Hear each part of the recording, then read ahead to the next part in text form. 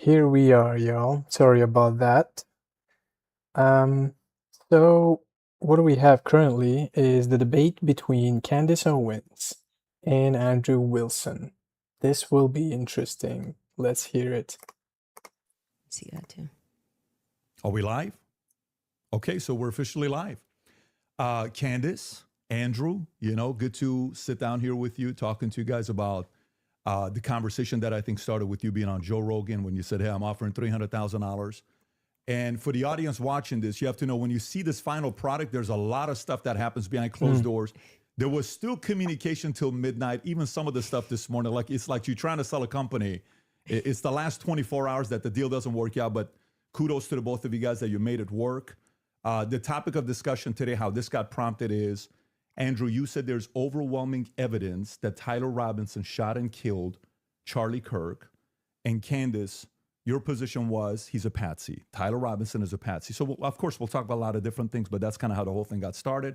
Interesting. For the audience watching, I think this is truly for three different people. Number one is anybody out there that loves Charlie, respects Charlie, his legacy, what he did.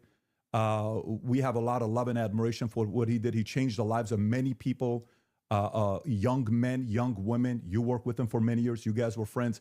You've said a lot of good things about Charlie, respectful towards him. You guys may have disagreed on some things, but you had a lot of respect for him.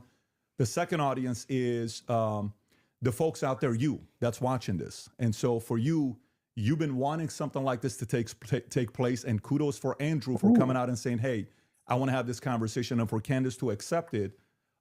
So you have the ability to say, I agree, I disagree, comment, do all the stuff that you're doing online. And if you want to see more of these things, any of the three channels, subscribe to them, the Candace Show, the Crucible. I'm sure some of the people from Crucible are watching as well, and the PBD podcast. The more you subscribe to this, the more we're able to deliver these types of conversations to you. And last but not least, it's about the two of you. My goal is to speak as little as possible. 99% of the time, it'll be you guys speaking, and the audience will be able to see it. If I jump in, just so everybody knows on the back end, both have agreed. In the back, there's three people representing Andrew and three people representing Candace to do fact checking. So at any point, if somebody makes a claim, the other can say, can we fact check this? I can jump in and say, fact check this. Even the folks in the back can say, fact check this. So it is a very fair conversation that we're having here. And so with that being said, kudos to Michael Knowles. Your name was mentioned a lot. You missed out right now. The last 10 minutes, we talked about you. There's a lot of love and respect here mutually from both parties, all three of them here. And then, of course, the great Joe Rogan that started this conversation. And he also volunteered, but it ended up being this format that we have here today. So with that being said, Andrew, your claim is overwhelming evidence that Tyler Robinson killed Charlie Kirk. Opening statements, opening comments. Sure. And what I mean by overwhelming is I just find it very convincing. I think that's what most people mean when they say overwhelming evidence. So I have a brief opening statement. On September 10th, 2025, Charlie Kirk was murdered. Many of you already know a lot about the events which occurred after Kirk's death. You remember the ghoulish laughter, celebrations, and madness we saw from leftists all over, from TikTok invasions, debates, posts on social media, destruction of memorials, and things like this. That's right. Within weeks of Kirk's death, a cottage industry began to form, peddling various alternative theories on how he died. What special interest may have killed him, what nations were involved, and was our own government one of them? Because this was the first nationwide traumatic event in Gen Z's lifetime, the demand for answers was severe and palpable. The leading theory from the conspiracy verse is that Israel worked with the United States government to murder Charlie Kirk. Within a day or two of Kirk's death, Ian Carroll claimed that Israel killed Charlie Kirk, and the conspiracy caught on like wildfire. This theory was built on one misleading piece of evidence, that in his final days, on or around September 8th, Charlie sent a text message reading, "Jewish donors play into all the stereotypes. I cannot and will not be bullied like this, leaving me no choice but to leave the pro-Israel cause." Whoa. This was sent in the context of a platforming dispute regarding Tucker Carlson. From this scintilla of misleading information, it was speculated that Israel killed Charlie Kirk because he would have successfully opposed the Iranian war. Now, that's a fun theory, and who doesn't like a good, fun conspiracy theory? I like them. Come on. But there is no evidence that Israel actually killed Charlie Kirk. And if Candace has some, I'd like her to actually show it to me. I'm open to suggestions, but to date, there hasn't been any. There is, however, tons of evidence that a leftist killed Charlie Kirk, just as Charlie feared they would. I believe Charlie Kirk, and I have the receipts. No, I didn't have a dream where he came to me and told me that the left killed him. No, he didn't come to me a dream and say, Candace Owens betrayed him. That never happened. In fact, I don't need dreams of any kind because I hold in my possession never before seen messages from Charlie Kirk to his security team on September 9th, 2025. I'm going to share the message with you today, which is the first time this information's ever been publicly revealed. On September 9th, Charlie's security team wrote to him, yes, law enforcement has been fully supportive and agreed to a security plan and posture. Tomorrow's event will be covered by both my team and the campus PD. If additional support is required, patrol units will be available. I have 11 on site. Charlie responded with this. Okay, great. Remind them that they are there for one person's security only, because I'm somewhat worried the left is trying to kill me. Bro. That was a message sent September 9th. Whatever could he have meant by that? Well, I think he meant exactly what he said, that he was worried the left was going to try to kill him. Now, we'll discuss this more later on in the debate, and maybe I have more never-before-seen evidence that exposes just how wrong and, in my opinion, idiotic many of these conspiracy theories have been. But that's what happens when you rely on what's called the evidence of the gaps. In other words, they don't have evidence, they seem to just make up evidence. And what did they make up? Well, in my opinion, kind of whatever lined the pockets. And I think it's ghoulish to profit off of the death of a good man. But we came here today to debate, and so let's get to it. The debate topic today is, 1, my belief that there's overwhelming evidence that Tyler Robinson killed Charlie Kirk, and 2, Candace's belief that there's overwhelming evidence that Tyler Robinson was a patsy and didn't kill Charlie Kirk. In sum, the audience is going to decide who has more evidence supporting their theory. My theory is that the state is correct that Tyler Robinson is the killer, at least based on evidence so far, and Candace's theory that Tyler Robinson is not the killer and he's a patsy set up by the feds. To be clear, this is not a question of reasonable doubt. If it was reasonable doubt, and that's all it was, and that's all Candace was proffering, I wouldn't even be here having the debate with her. It's fair to have doubts, as the trial has yet to occur, and the state hasn't even begun to try to prove their case beyond a reasonable doubt, but Candace makes a more forceful claim. She claims that there's more evidence that Tyler is not guilty of murder and was set up as a patsy than there is for the state's case, and I just think that that's absurd. And she will not be able to demonstrate that in any way.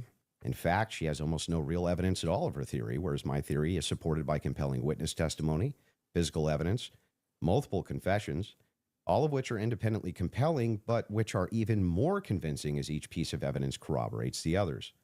You'll notice the term overwhelming was included in both theories. This is because Candace demanded I defend my use of that term, which I think is fair, in describing the evidence against Tyler Robinson. She, on the other hand, only wanted to defend her theory as merely viable. That is, until I showed her clips in which she said she believed the evidence of her theory, that Tyler Robinson's a patsy, was supported by overwhelming evidence. Only then did she agree to defend that position.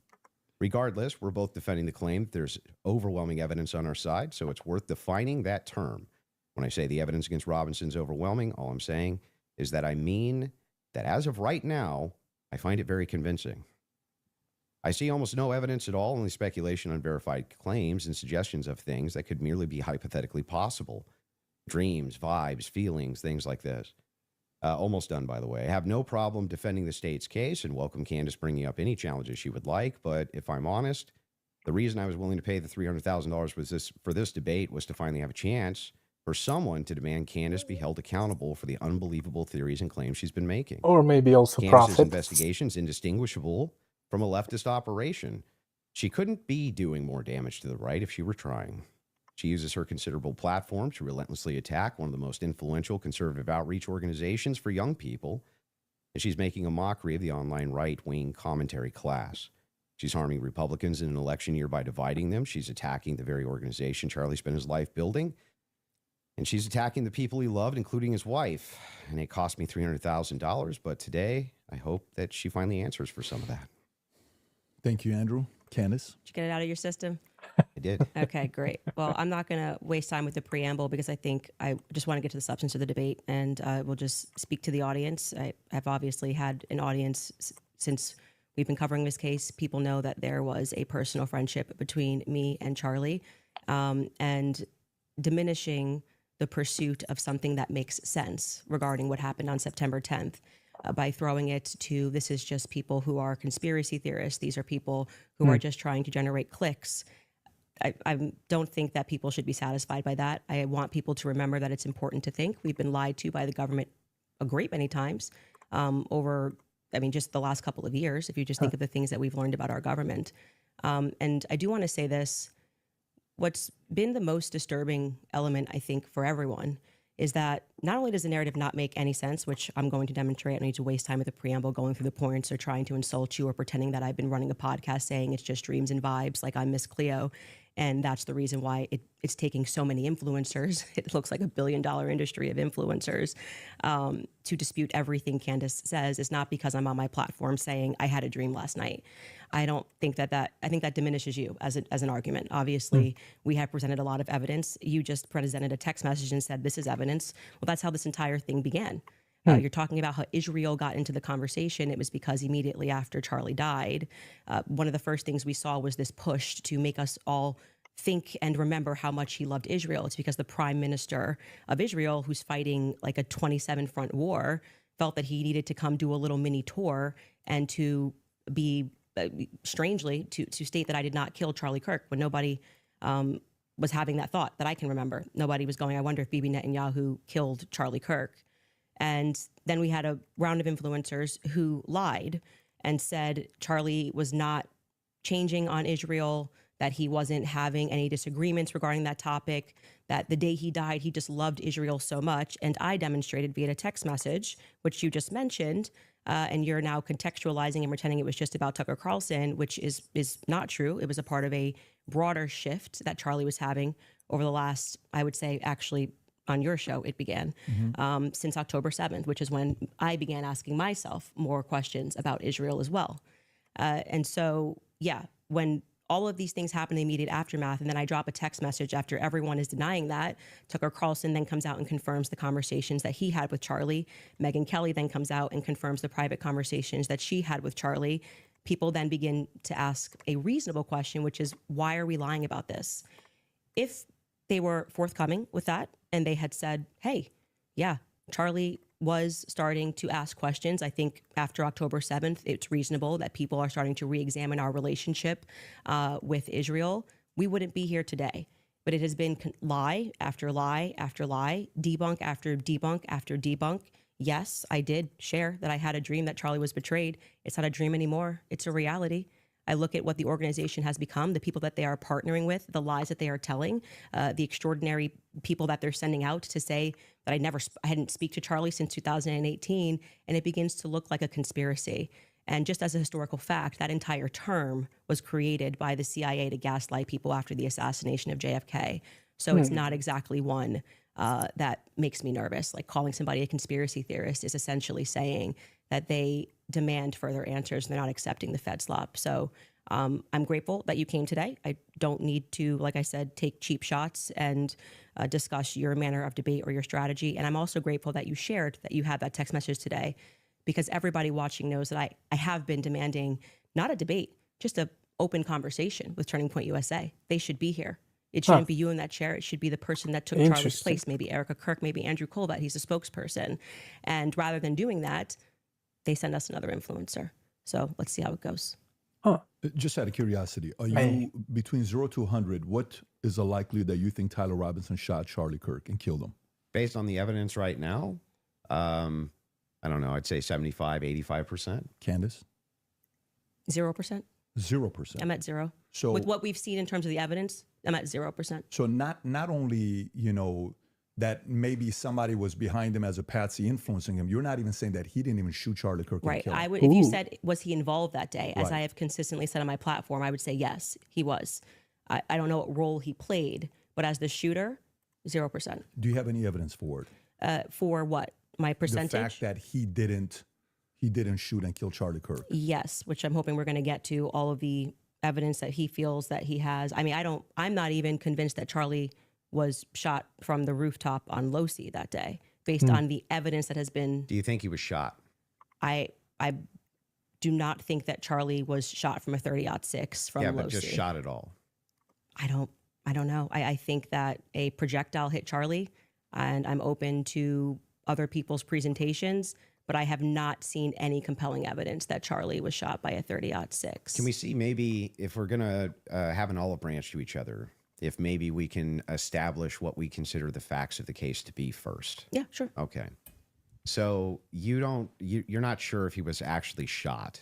You're open to alternative theories. To that. He was definitely hit with a projectile of some description. If we're talking about was he shot from a gun, a 30-06, I would say definitively no. Okay. It defies common sense to think that he had a Superman neck, and even if he did have a Superman neck, which has been demonstrated, I think actually recently a YouTuber actually set up Valhalla steel cages and shot it, and it went through. So under no circumstance will I. So at least not a 30-06. Definitively not a Okay, but 30-06 you from are low C, open- 150 feet. No, But you're not necessarily closing off the avenue that he could have been shot at all. with maybe a smaller.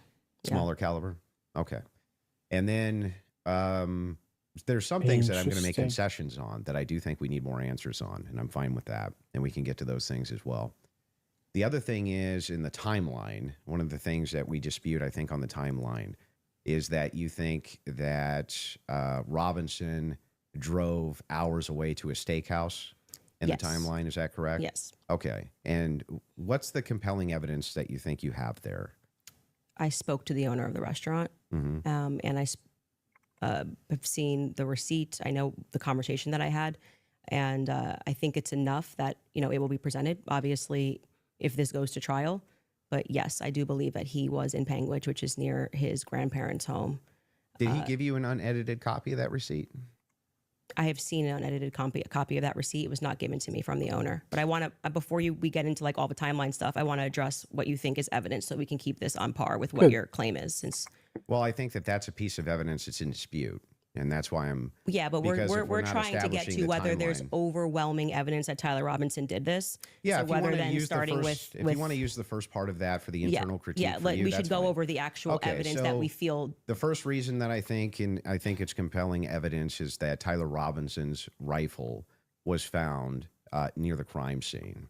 So I would consider that to be very good evidence. And also the fact of the matter is that I dispute this claim that a 30-06 could not have made this wound. I think that that's absurd. 150 grain Remington core lock absolutely could shatter when it hits the neck of any human being. When you say that there's some steel neck and it's a smaller caliber, you have to make a counter explanation. Why wouldn't a smaller caliber also go through bone? It could. I didn't say it can't. Right, exactly. So if that's the case, then ammunition is going to be the critical key here. And if we have frangible ammunition, which we do in this case, a flex tip round, well, I'm sorry, not a flex tip, a soft point round from 150 grain Remington core lock, that's just a small jacket that goes around the actual lead piece. This thing could have split apart in air for all we know, but definitely upon impact. And we have the medical examiner who confirms this in a summary. And my team can bring that up, the summarization, which means he would have to be a part of some kind of conspiracy as well. Choose from thousands of realistic voices to use in your content. Change the Okay. it. So just to start with your point about saying that the gun was found near him, near Losey Center, or I guess off in the woods. That gun, did you watch the testimony? Did you watch the preliminary we hearing? covered it live. Yeah. Okay, so forgetting what the summary of the medical report was, did you watch the testimony that was given by the Caitlin Oliver, the ATF woman, Samantha Carner, any of those people who went into the science of Yes, I recall. You're talking about the bullet when they- analysis? Yeah, when they went into the DNA. Okay, so that's kind of the most relevant part. Okay. I'm not denying, I've never denied on my platform or anywhere else that a gun owned by Tyler Robinson was found near the crime scene, right? That Okay. doesn't remove, if you think somebody set up as a patsy, you could take a gun out of this room right now and you could walk out and plant it in the woods near a crime scene. I That's agree. not convincing evidence to I me. concur with the fact that that's a possibility. So that you logically are, possible. you, I think, have said on a platform that you were a gunsmith. Okay. And for how many years? Many, many years. For many years. You also said that you were an Army sniper. I wasn't a sniper in the Army. Okay. And I never said that. By the Sorry, way. your wife tweeted that you were an Army sniper. Yeah, I don't know. Like 15 years ago, she said something. Does it She said change that 15 years later? She said that it Interesting. was colloquial. So Army sniper is a colloquial term? Interesting. yeah, I was never an Army sniper. Okay. What did you do in the Army? Did you teach this? She then I corrected it and said you taught rifles in the Army? No, I didn't teach rifle. No, I taught rifles as a private citizen. Okay.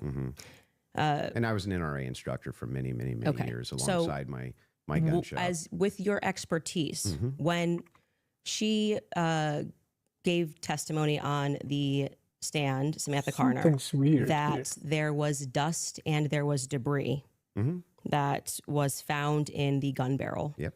And then when we had the person who, and this was, I believe, Caitlin Oliver, who explained painfully about the DNA, the prints. Well, let's start with a point at a time. I'm not done. You said something, so I'm going to finish my thought, right? You don't want to do a point in time? No, well, sure. If you want to respond to, Well, I but wanted I to want you to start respond with to the 2 points. debris. I want you to come start on with now. 2 points. Okay. Dust and debris in the gun barrel. Yeah. Secondly, the fact that there were 5 sets of prints, 5 plus actually by the end of the testimony, 5 sets of prints for which we already had the woman who worked for the FBI forensics testify that above 2 prints, if you're taking a sample, it's no longer a science, right? She testified that when they took the sample of what was on the trigger, they saw 5 plus prints. And among those 5 plus prints, Tyler Robinson's was the most degraded. So I would like you to explain how Tyler Robinson's prints could be the most degraded when she said, actually, you could have DNA on something that you've touched. You could have DNA on something that you've never touched. And to get DNA degradation, they've looked at pieces, items 20, 40 years on that don't have degradation.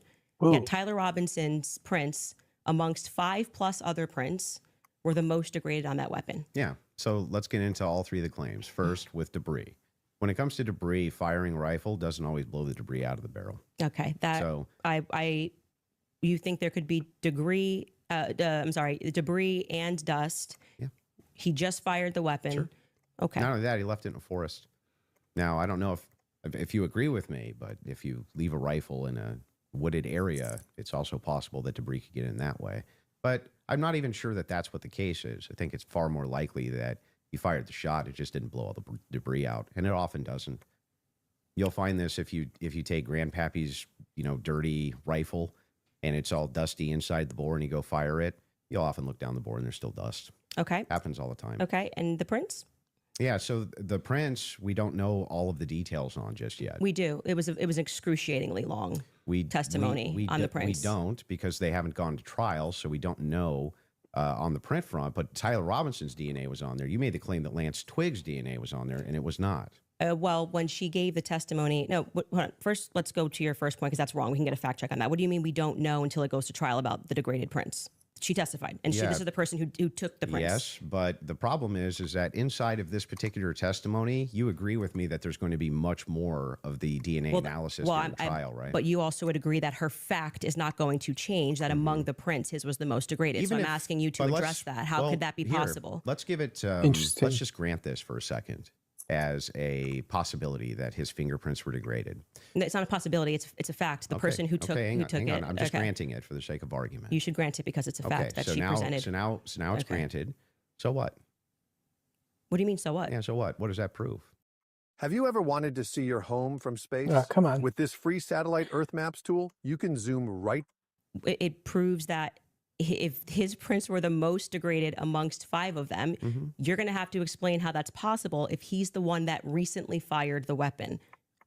Yeah, so wait a second. You're saying that it's an impossibility that if his fingerprints are the most degraded. I'm telling you if to that's the explain it. case- You're the gunsmith. Well, so wait a explain second. How would a gunsmith give an analysis on fingerprints or DNA? Do you think that I work in a DNA laboratory So with your fingerprints? answer is I don't know. You can just say you don't know. But you I don't did. have to. But I did. No, you said so what? So Yeah, say, I don't know. I but what actually would don't that- have an what explanation would for that, prove, Interesting. Candace. though, is my question. Well, I think that what it would prove is that it is a more viable theory that people who had stronger prints on the gun may have used it more recently. Did they say who else had fingerprints on the gun? They named Matt Robinson explicitly. Okay. And this was a part of the testimony where she was speaking about how they got samples of elimination samples from the home of Amber Robinson, Matt Robinson, and Lance Twiggs. Those were the three names they named. So are you saying that Twiggs Would you like me to fingerprints- finish my statement? I just want to make sure I'm clarifying. I'm trying to finish the answer, but it can't be clarified until the answer comes out of my mouth.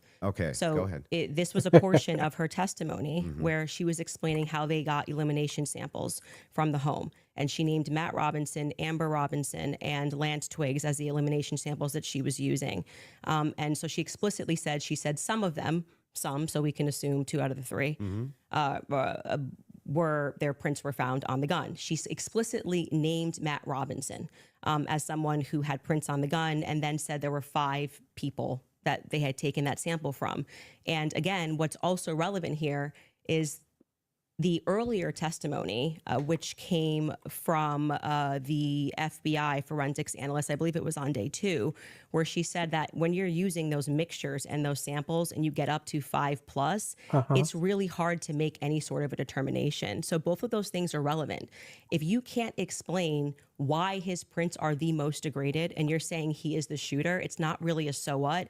It's an open-ended question that people have a right to pursue. It's not a conspiracy. It's actually proof of my claim that there is evidence that he was set up as a patsy. That wouldn't prove anything about him being a patsy. It said it's evidence to support the claim that he could have been set up as a patsy. So this is why I said earlier, so what? Because even if it's the case, this doesn't have an explanation for it yet.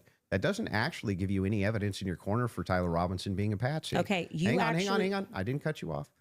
Right? Oh, he You would did, need to but- actually explain how this would demonstrate Tyler Robinson. This is tied into Robinson being a patsy. Are you claiming that these fingerprints were Lance Twiggs or that he had any DNA there? I'm saying that it could be Matt Robinson, it could be Amber Robinson. That sort of information is going to come out during the trial. How would that tie into the idea that he's a patsy? Yes, though? because if his is the most degraded prints and the information that I shared on my platform is true, that this gun was given to Tyler Robinson as an heirloom. I had conversation with members of the Robinson family, Twiggs family, both of them. You know, like I said, we're not just dreaming. And if we're having those conversations and they told me that that gun was only given to Tyler Robinson because it was a family heirloom. Okay, so it was his grandfather's gun or great-grandfather's gun. Okay. I don't remember the difference. I don't remember which one it was. And so he got it because he's the firstborn. So, but he's not much of a shooter, is what I was told. And so he has this because he inherited it, essentially. So if I get something from my grandpa and I put it up on the shelf and I own this, you could see that could be. How do we get to the patsy part? You don't let me ever get to the end of the sentence. So how could we get to the patsy part Okay, if I can't get to the end of the I'll wait sentence? patiently till we get to So the that patsy could be a part. reasonable explanation as to why there was dust in the barrel, because he doesn't often shoot this weapon and he is indeed a fisher. And it could also be a reasonable explanation for why we have Matt Robinson's prints on this. Obviously, Lance Twiggs, even if he has prints on things, they live together, that doesn't really mean anything. But that could demonstrate that somebody took his weapon and put it somewhere. His prints are the most degraded. Somebody else's prints, there's more presence of somebody else's prints, and that could demonstrate that somebody is taking items from his house and putting it into various But it places. also could demonstrate nothing. So the problem that you have here is that this is pure conjecture. No, This is not evidence that Tyler Robinson is a patsy. It's only evidence that you have conjectured up that, well, if it's the case that these are the more degraded prints, then therefore that means must be patsy because dad's fingerprints on gun. I didn't say must be patsy. Describe how this actually links in to Robinson being a patsy. Okay, I just described that for you, so I can explain it to you, but I can't understand it for you, so I'm going to move on from that. But to just go back to your point about this is not evidence, you can't make that claim because the entire basis for why you think that there is evidence for Tyler Robinson being the person that took the shot is based off of a hearing under Utah 1102 rules, meaning that they are doing the exact same thing that I am doing. This is the state. You said you're here to represent the state. Well, did you watch the preliminary I hearing? didn't say I was here to represent the state. The state's position position you think is strong and convincing. What I'm okay? here to do is represent my own opinion, You which is said in that your opening based on statement- based on the evidence presented so far by the state, The state has that I find it presented convincing. evidence under Utah's 1102 rule. But this doesn't demonstrate Interesting. any patsy No, that's very behavior. important because that rule is hearsay. So you can't say at the same time, Candace, you're not allowed to. And what that means under the Utah rule, which I'm sure you know, because I'm sure you watched the preliminary hearing and yourself understand what that means, is that the entire hearing was hearsay. It means none of that information that was presented is going to be allowed. The majority of it, the overwhelming majority of it, is not going to be allowed at the trial. They're allowed to present when it's just a probative I hearing. don't think all the evidence that was put in was hearsay. Okay, you didn't watch this case. But not only that, no. This is a huge point. This I is, want to. this Well, is crazy we that you can don't call know for this. a fact check if Yes, all the we evidence need was more than a put fact in. check. This was every single The day. team in the back is Utah actually Rule saying 1102. They want to go there. So they said there's a medical examiner's explanation of the shooting that's in the back. Rob, if you want to pull it up, and then Candace, if anybody from your team wants to pull something up, no problem as well. But they're requesting it. If you guys got it, pull it up so we can show it. And in the interim, is that it? Yeah. Imagine being able to build anything. Interesting just by thinking about it. debate. Meet Base Both of them are 44, really good, a man. complete AI creation platform. So I'll read this. Just what are we looking at, just so we know? Yeah, so Good. this says the bullet, or at least part of it, sequentially perforated the interior left of Mr. Kirk's neck, strap muscles of the left side of the neck. This is a summary, by the way. Left common cartoid on the left internal external jugular veins. The bullet also obliterated the left side C27 vertebrae, transacted the cervical spinal cord. Medical examiner observed a significant portion of Kirk's cervical spinal cord was traumatically absent. Mr. Kirk suffered from other severe injuries, including bilateral, apical, and posterior intercostal hemorrhages, pulmonary, apical hemorrhages, multiple disruptions to the thyroid, et cetera, et cetera. So the summary of the examination is that he was shot. Okay. That was what they were pulling that up for. Okay, and I'm not disputing that he could have been hit with a projectile. We're not disputing that, so I don't know why this was brought up as a fact check. Could you bring up 1102 Utah rule? Because this is an unbelievable point that you're making by saying that I am not allowed to infer off of evidence. You can infer. I'm trying to follow the inference. But your entire reason, like you asserted that you believe there's overwhelming evidence on the basis of what we saw in the preliminary hearing. The entire preliminary hearing was hearsay. Yeah, I'm fine with your inferences. But no, you just literally said I couldn't do that. Yes, I can. No, I didn't. I'm just saying from your inference, how do we get to Patsy? This is how you got to Shooter. The Tyler Robinson did it. No, the same no, way no, that I you didn't got to get to Tyler just Robinson. Shooter from that. Yes, you did. You again, this is something important, so we should pull up a fact check about what the 1102 Utah, and under their constitution, good, for man. the sake of a preliminary hearing, they do not have to have hard evidence. They don't have to put people on the I trial. agree they swear don't them have in. to. But no, that's why the entire hearing was basically hearsay. Officer Bagley But was not saying, all of it, like I said. the overwhelming And majority. again, no I mean, dispute. outside of the one But that you there's don't no- that you don't that's want to not give. what's Please don't in cut me off. dispute, though. Outside of that is what's in dispute. It It's means not. that your entire brand of saying you don't have evidence, falls apart when the entire preliminary hearing is based off of hearsay. In fact, Lance's testimony before they had about an hour debate. Actually, maybe it was more than an hour debate before he sat, and they said this is not going to be allowed. You wouldn't even be allowed to do this. We'd be able to cross-examine him. The questions that they're asking Lance are all leading. And what did he say? Well, I'm the magistrate under Utah Constitution. 1102. It is my job to allow all of this so we can see if the state has enough here that we can then move to a trial, which will then, they would not allow this stuff. They would say we get to cross-examine Lance. Lance But just you're can't arguing willy-nilly things I'm say, not disputing. but the entire substance of your argument is that people can't infer off of evidence. No, That's what you're saying it's to not. me. When you say, Candace, Here, you I'll can't give you talk the about the degraded argument prince, which is a now. fact. Yeah, I'm not and then saying infer that. off of that Didn't say that. Tyler could have been a patsy. You're just telling you, making stuff up. So here's I'm not what the making stuff position up. is. I'm not Whoa, making stuff hold up. on. I'm Have saying Rule 1102 that ready I if you think wanna you. read Let's it. pull that up. Let's pull pull up that up. I'm 1102. I am Get there doing from the exactly what the inference. state did. Okay. I am looking at a piece of evidence, and I am saying. But you're not showing me how you get there Can you from the describe to inference. the audience what Yes. Rule 1102 So means? just so everybody who's watching this at home understands what I'm saying, even if he doesn't.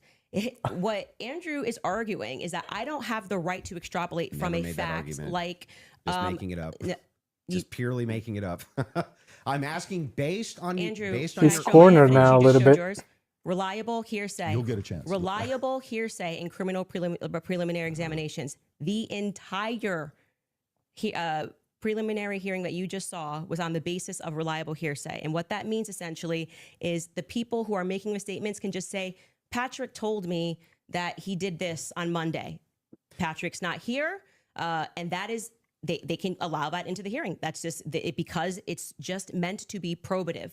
And so it's the state saying, here's what we have inferred. So you are allowed to take a piece of evidence and then you are allowed to infer off of that evidence. Okay. Case in point, that's a demonstration that's a demonstration of what I just did. I said the prints were the most degraded off of Tyler Robinson. And from that, what I am inferring is that it's plausible that Tyler Robinson was set up. That doesn't, that's the point in contention. That's not a point in contention. That's the point in contention. It's not a point in contention. If you're saying it's a point, it is the point in contention. It's not the point in contention. I'm telling you that was what the entire hearing allowed for. So the evidence that he is describing, we're asking you that now. he is using to argue his case, is We're all based asking you on now. inference, not fact. Great. Inference, not fact. We're So what they are just- inferring off of the facts. So again, we're going to take this, and I'm just going to even grant it because it's irrelevant. I'm asking how you get to the inference that even if you dispute that piece of evidence, that means Patsy. I'm looking for the logical chain for how you get to that inference. What I am telling you is it's the exact same way that when you tweeted, I think that this evidence is overwhelming. When they say that looks like Tyler Robinson's car, he drives a similar car, okay? They are inferring that that's Tyler Robinson. Can you walk me through the inference so that I understand? It's She not just a fact. did. It's not a fact. When you show a blurry image, which you kept citing that we have No, I'm images. talking about your inference that the fingerprints, even if they're degraded, equals Patsy. How do you get that inference? I didn't say it equals Patsy. I think it is enough evidence that it should be explored, which is exactly what this preliminary was in the inverse. That's not in dispute. What's in dispute is when you said, I'm using this as evidence that he could have been a Patsy. I'm asking, how do you get the inference to Patsy from that? Because what I am saying is that it shows that somebody else had more DNA presence on that gun than Tyler Robinson did. So it is plausible, which is all they're doing. They're presenting plausibility based off of the facts, okay? It is plausible that somebody just took his gun and put it there. That's it. Is there equally that's how it works. And is there equally 100 other plausible explanations? I think that's the reason why most people are exploring when things don't make sense. Got it. So yes, at the beginning of that, this is how the court process works. So just so we're clear, if there's 100 other plausible explanations, then Candace, why is it that we should go with this idea that it was a Patsy? I'm not saying that we should go with the idea that it was a Patsy. I am saying that there is. I thought that was the whole defense, your whole claim no, today. my whole claim was that there is more evidence that he is set up as a Patsy. How does that equal evidence of Patsy? I don't know how many times I can say this. Like Yeah, I'm she saying that I am actually using did. the exact same mechanism that you are accepting for some reason in the Utah courtroom. Yeah. Right. To say, I'm going to look at the evidence and I'm going to infer an alternative theory. So you just saw the states and you're accepting it. And they have not presented any concrete facts. You listed on your own Twitter that what you found to be convincing was something that looked like his car pulled into the driveway, a blurry image. No, I didn't. The standard white guy coming up the steps that could literally be anyone. This never happened. Can we get a fact check on that? Can we pull up his tweet where he goes over the four? I didn't say that's what convinced me. When you actually didn't say it's what convinced me, but you said this is the evidence that you found to be overwhelming, and you named, I believe, actually 5 things. I think you said it was his car. You said it was. Well, there's multitudes of things that I find. You to just be said you didn't say evidence. it, so we're going to get a fact check on that. You did. Go ahead. You said the blurry images coming up the steps. Quite literally, when Officer Bagley testified, they talk about when I'm talking about making inference. This is the most I thought was the most absurd testimony I've ever heard. And pardon me, it was actually David Hull. They asked him a question: how did you know the guy in the maroon shirt was the same as the guy that came up the stairs later that was wearing the American flag black shirt? And he said, they're wearing the same shoes. Why is that absurd? That's how you decided these two are the same people. Oh, wow. What a scientific. They're both wearing Converses. Okay. That's an absurd thing to say. That is not evidence that these are the same people if we're both wearing Converses. That was what he said. That's what flew on the stand. But I still don't understand how that would be absurd. If somebody, it's an absurd thing. For instance, if somebody were to change their clothes but keep the same shoes on, wouldn't you utilize the shoes to try to track that person? If the they were idea that on a college campus, 2 people wearing this totally different outfits, but both wearing Converses can't happen is such an absurdity that I don't even need to like argue that. I'm just going to let people deal. Why is it absurd? Just concede that point. Obviously, it's an absurd thing to say. I'm not I know sure, these are the same people because they're both wearing Converse. Yeah, I'm not sure if in context that's what happened, but It even is. if it You is, can get a fact check on it. But even if it is, again, And it was if Hull. we're utilizing inferences, whenever we're dealing with logic and we're dealing with making a logical inference, we're going to take the entire collaboration of evidence and then we're going to make inferences from that. You would do that with any type of logical proposition. Otherwise, you could never have a true or false claim. But you just told me I couldn't. So do when that. that never happened. You're just making stuff up. So anyway, when we're talking about logical inferences, what I'm looking for is the logical inferences that you have that Tyler Robinson's a patsy based on the totality of evidence that you have. We can keep going through your other evidence, but we should find his tweet where he lists the reasons that he was convinced. So let's start with the 30-06. I think that's fine. Your team's looking for. Do you remember how long ago that was? The tweets of the 5. Did you delete it or no? No, Did I you don't delete delete tweets. Okay, cool. I just look for. He said Unless it I was his misspell. car. It was his. It was the car, and it was definitely the staircase photos, and it was when the trial was going on. Okay, she has it. Perfect. If you got, Skylar has it. If you want to pull it up so we can see it. Somebody said, so give me the clear evidence right here. I want you to provide it right here. All I heard from the investigator was, we believe this to be Tyler Robinson. Is belief something you go as a fact? You wrote the car pulling in. That's a totally blurry image. Robinson getting out of it. You have no idea if that's Tyler Robinson. The fact that he is seen 4 other times on camera, the fact being just a standard white boy with brown hair was seen walking up staircase. The DNA on the roof, we should discuss that. And on the screwdriver that he left behind, it's overwhelming, man. Yeah, but that's not an exhaustive list. Well, just so we're clear, you did tweet it. But it's not an exhaustive. Yeah, well, but just you 5 said seconds ago, you should concede. You said I only said this one thing and said that was overwhelming, actually. That's not what I said. It is. You could even pull Patrick, your own did I clip. say that? Can you fact check if that was said or not? I did not hear her say So the this. thing that's funny here is like we still aren't getting to any of these inferences. So Why are you pivoting? So but just say you were I'm wrong. not. It's cool to just say I was wrong. I did say it. I'm not wrong. So back to the tweet, the tweet aspect here. It was really funny. That's not an exhaustive list of why I find it. I didn't say it was exhaustive. I just said you said it. And on top of well, no, you didn't. You said that I only said this one thing. And then said, based on that, it's over. Well, I didn't. You didn't mention that I mentioned the screwdriver, DNA, all of these other things. You never mentioned any of that. So, no, you're actually incorrect there. But on top of that, moving over to the actual evidence itself. Are you Yes, I'm okay. Anyway, back to the evidence if you're itself. okay. Yes, Actually, I'm I'm glad you're asserting that you're But okay. I wasn't worried about your health. I'm just saying back to that I just said you tweeted this. You said, no, I didn't. We got a fact check. And now you're like just going to gaslight me and pretend that I said. There's no gaslighting. It wasn't exhaustive. I never said that. I just said you did say this. Zero gaslighting. I didn't say you couldn't have said more, but I would like to address what you said in that tweet. This is your time. If this is how you want to spend it interrogating my position, you can do it that way. I'm just addressing what you asserted on your Twitter was like the hard evidence that convinced you was overwhelming. That's literally your debate That's not what claim. you said. That's not actually, in fact, what happened in that exchange. You write the words. What if you could hear them as a song? Go Weird, to suno.com, man. switch to custom I mode, mean, and paste in your lyrics. Then describe the sound. a lot I'll go of, with soulful R&B ballad. money emotional has been vocals, spent for piano this driven. debate, I guess, Create, and Suno nobody turns will your say, writing to two fully produced you know, I songs. was wrong. Your words Nobody will sung say back that. It's just we have to I be was here for discerned. it. We have So to what's your discern. position here?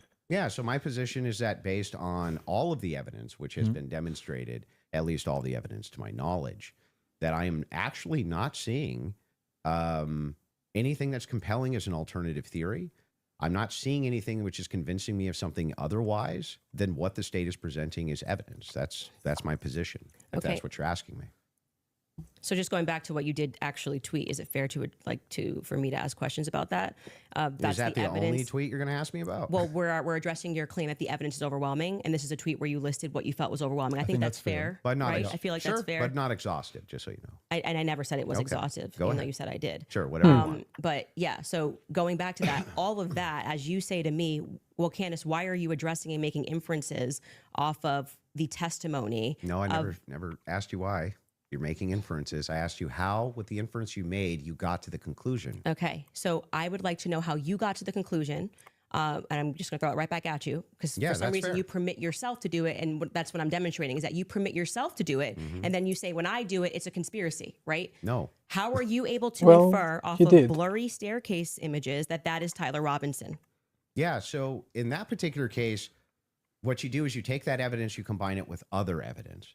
So it's not just that Tyler Robinson is seen in the staircase. Why are you calling him Tyler Robinson in the staircase? That's what I want to get to. Yeah, because, I mean, we'll just use this. If you don't agree that that's Tyler Robinson, then you would just have to humor me. I think it is, so I'm using the name. But why do you think it is? Because you make everybody, you call them That's literally conspiracy what I'm trying theorists. to explain to you. Okay. So if you're asking for my inference why I think it's Tyler Robinson, is because Tyler Robinson said in his text messages, you'll be able to see me on security footage at the campus. Said it in his own messages. On top of that, twigs, yes, you can pull them up if you want to fact check that. He did say. On Yeah, top I would. of I'm that, sorry. I actually think I really did miss that. I'm not saying you're wrong. I just Yeah. I don't remember him saying you're going to see me in. Yeah, I'm in footage. paraphrasing, Can but we it was pull that close up? to it. Yeah, If I you don't- I may feel- have I it, think if you And that's by the not way, pull it up. Twigs himself said that he You're had gonna see me some on the staircase. Maybe a tiny bit of doubt, but it sure looked like Tyler Robinson inside of this various surveillance footage that he saw. So Lance, sorry. Hang Go on, ahead. You're hang on. right. So there's multiple reasons why it is that I believe that that's Tyler Robinson, Mm-hmm. not just because of blurry footage. Did you have a dream? No, it's because I combined multitudes of evidences. Okay, so let's address those Oh, multitude of brother. evidences. The first one we're working on a fact check on because I do not ever remember him tweeting. That's me in the stair. I mean, or Well, he didn't tweet texting. it. Texting Yeah. that's me in the staircase. I think that I I didn't say that. I said I literally didn't. What I said is that he texted over, "You'll be able to see me in footage at UVU," and I'm paraphrasing, but that's what he said. Yeah, could we get a fact check on that? You The can find second it. thing you said was Lance's testimony, and actually what Lance says is, I'm not 100%. I agree. But in terms of what he wears, again, pointing out the absurdity, Mm-hmm. he wears Converses, he wears sneakers. If Mm-hmm. his boyfriend is not 100%, I'd like to understand why Andrew Wilson is overwhelmed by it. That's what I'm trying to get to. And lastly, I would like to remind you that Lance's statement would not be permitted. This was a huge part of the preliminary hearing, Mm-hmm. that they were leading. All the questions that were asked of him were leading, so they would be struck down at the actual trial. Mm-hmm. And also, I would like to remind you that he got use immunity for that. Use immunity, I understand. which means like That happens, by the way, all the time in these and cases. I'm wondering why it particularly happened for Lance and this testimony. And I would also like to point out that something that's remarkable about this, again, leaning to my perspective, that Lance has a lot more, which I have said many times, Lance has a lot more involvement than the feds are letting us know. I think more Nobody is going to come disputes out that either. because they interviewed him on September 11th, and then for whatever reason, just ahead of what was supposed to be slated as the preliminary hearing, which was initially supposed to be in May, they bring him back to do this interview, which in my opinion should have never been allowed. And I actually agree with the defense that it's a violation of his constitutional rights not to allow them to have cross-examined him. But I understand Utah 1102, do what you do. It's all hearsay. But to allow it in that way for him to just be able to also have use immunity, knowing that he's not going to get in trouble. He could literally get up there and lie about anything, and he's not going to get in trouble because the use immunity was given to him in April, I believe. April 28th is when they gave that testimony to the defense. I think they shot it in like April 20th of 2026. That is not compelling to me for somebody who has use immunity to give a testimony and to say, I'm not really sure, but definitely like he wears jeans and stuff. That's not what he said. He did. Actually, you can get a fact check on that. Yeah, that's Skyler, not, I think he you said pulled much it up more if you than want that. to. So a couple things we have. We have Rule 801, Tyler's messages, that says it's not hearsay. But first, go to what Candace is asking about. Skylar, I think you have it. You just texted me if you want to pull it up. You said you have the text. If we can put that up on the screen. Thank you. It was me. Look at the pictures from the surveillance footage. It was me. Okay. I literally said to you, it's not an oof. I said I didn't remember this, and I'm happy to have a fact check on that. Okay. I didn't call for the fact check saying you're wrong. I literally said I Okay. don't remember that from the Well, text I'm just messages. saying to you, like, Okay. I'm trying to be concise for you. And then also bring the 801 that you just said. What was the other one? Yep, the 801, Tyler messages saying it's not hearsay, if you have that as well.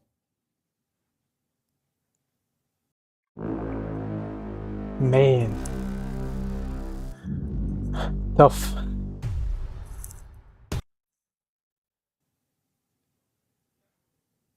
There you go. Wait, what are we saying is not hearsay? I thought Statements you said that the are not messages. hearsay. A statement that meets the following conditions is not hearsay. It was hearsay. They said it in the trial. Hang on. Okay. Okay. Is consistent with the declarant's testimony, and the declarant denies having made the statement or has forgotten. or is consistent with the declarant's testimony and is offered to rebut the express implied charge that the declarant recently fabricated or acted in recent improper influence or motive in testifying. So then, wouldn't that mean that a bunch of this wasn't hearsay? So the issue with his I just want to make sure. Yeah. Would that mean that a bunch of this wasn't hearsay? So the opposing party, which down the line, like I said, they talked about this for about an hour and a half, and they discussed how if Lance was in court and he was giving his first party, giving his testimony as the opposing party, whatever, all of this would be fine. They had an issue with how the questions were being asked and that they were not allowed to cross-examine him. So that is why his video testimony would not be accepted in the main trial. And what I said to you is this entire preliminary hearing is under Utah's 1102. So they are allowed to just use hearsay. And No, so the you didn't judge, say when that. he You said most of it was hearsay, actually. Yeah, The it was. overwhelming majority. Well, I mean, and then that's I'm leaning now into my opinion that some scientific aspects, which they kept asserting, like the federal rule 403 or 402, some of those parts were quite Sounds scientific. like you're backtracking quite a bit. No, I'm not backtracking at all. What do you feel Okay. like let me help you. Where do you feel like I'm backtracking? It Well, literally was done under Utah's 1102. Yeah, nobody disputed that. Okay. What the dispute was is whether or not most of it was overwhelmingly hearsay. Yes, is that the case? it was. Yes, that's Okay. a fact. I'm not backtracking on And that what at are all. the things- How many times did you? I mean, Yeah. if you watch the preliminary hearing, it's like Yeah. they constantly. I'm 1102, 1102, 1102, 1102, That's true. 1102, and the reason for that is because it's allowed. I'm not saying it's illegal. It's allowed at this stage, but I'm just reminding you that when you're going to sit across from someone and your claim is going to be, "Where is your hard evidence? This is what I heard, and I agree with what I'm watching." You are watching the state put on a hearsay Yes. preliminary There's gonna be hearing, hearsay. True. and all of those things are not going to be allowed, right? Even when they got into witness statements and things of that nature.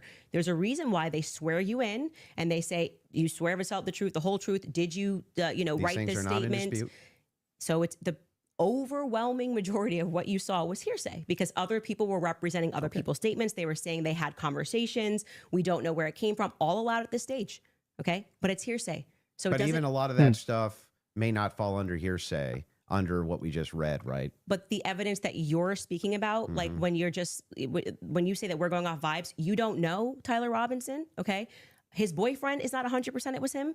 So I'm going back to your points that you made that this was overwhelming evidence for you. That doesn't make sense to me.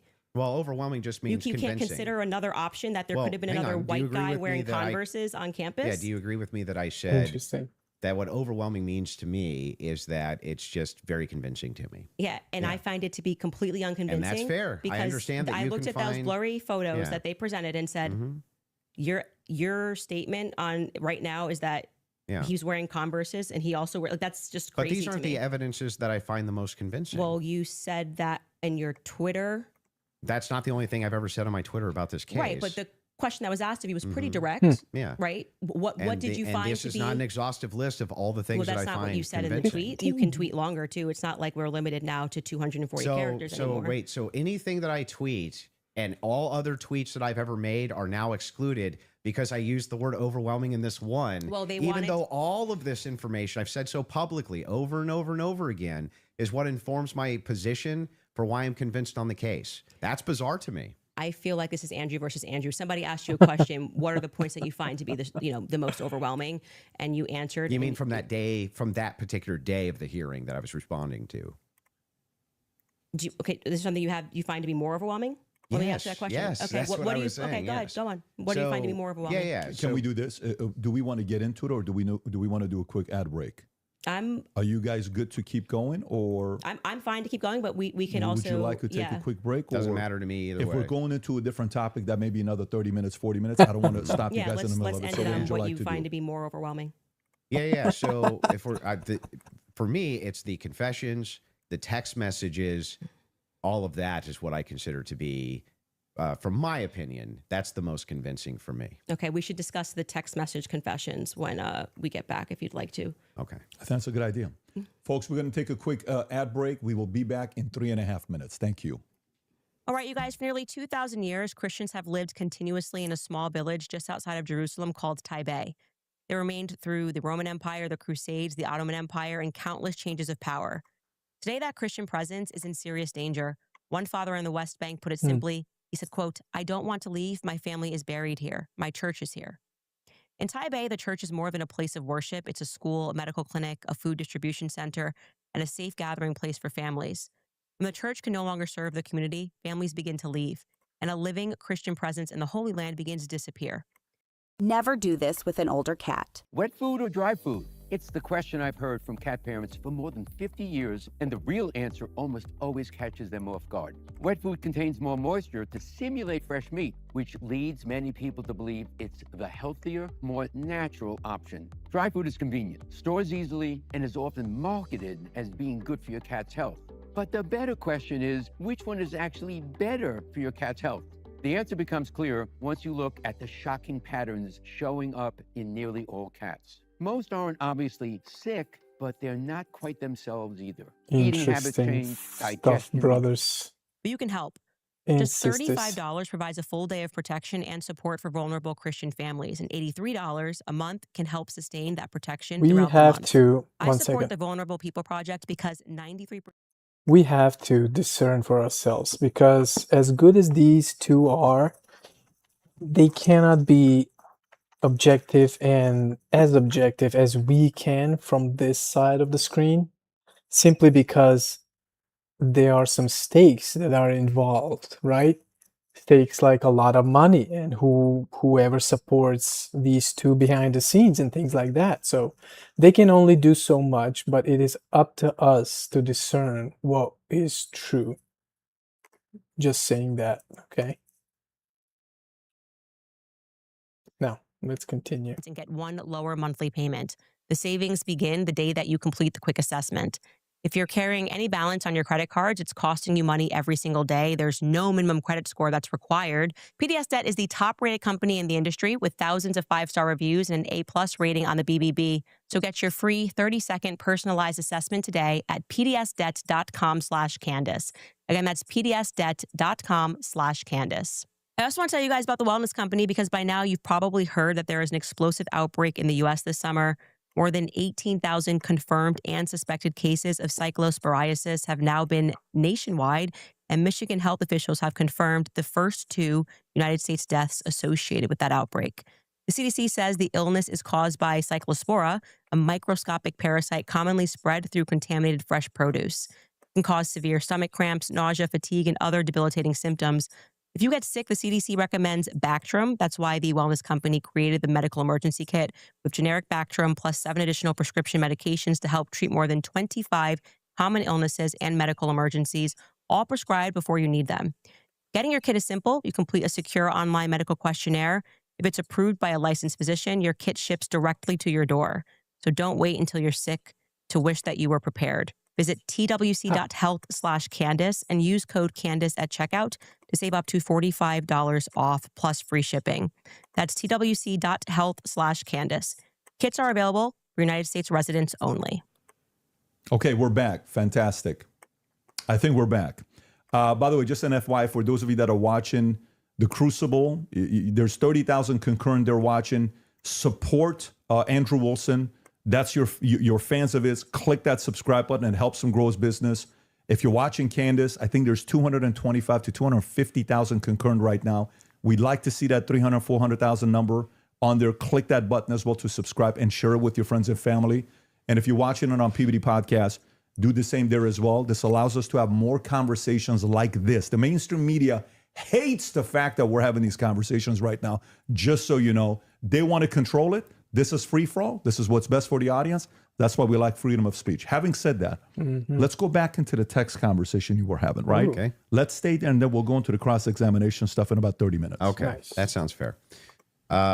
Okay, so yeah, I used basically 3 pillars for the totality of the evidence. Okay, so if you want to know exactly what those 3 pillars are, this is going to be the testimony with the text messages and the confessions. This is going to be the physical evidence, and this is going to be the totality of the summary of the case. Okay, so right now we're focusing on one of these pillars in my defense, which is fine. I understand that I have to defend my claims as well.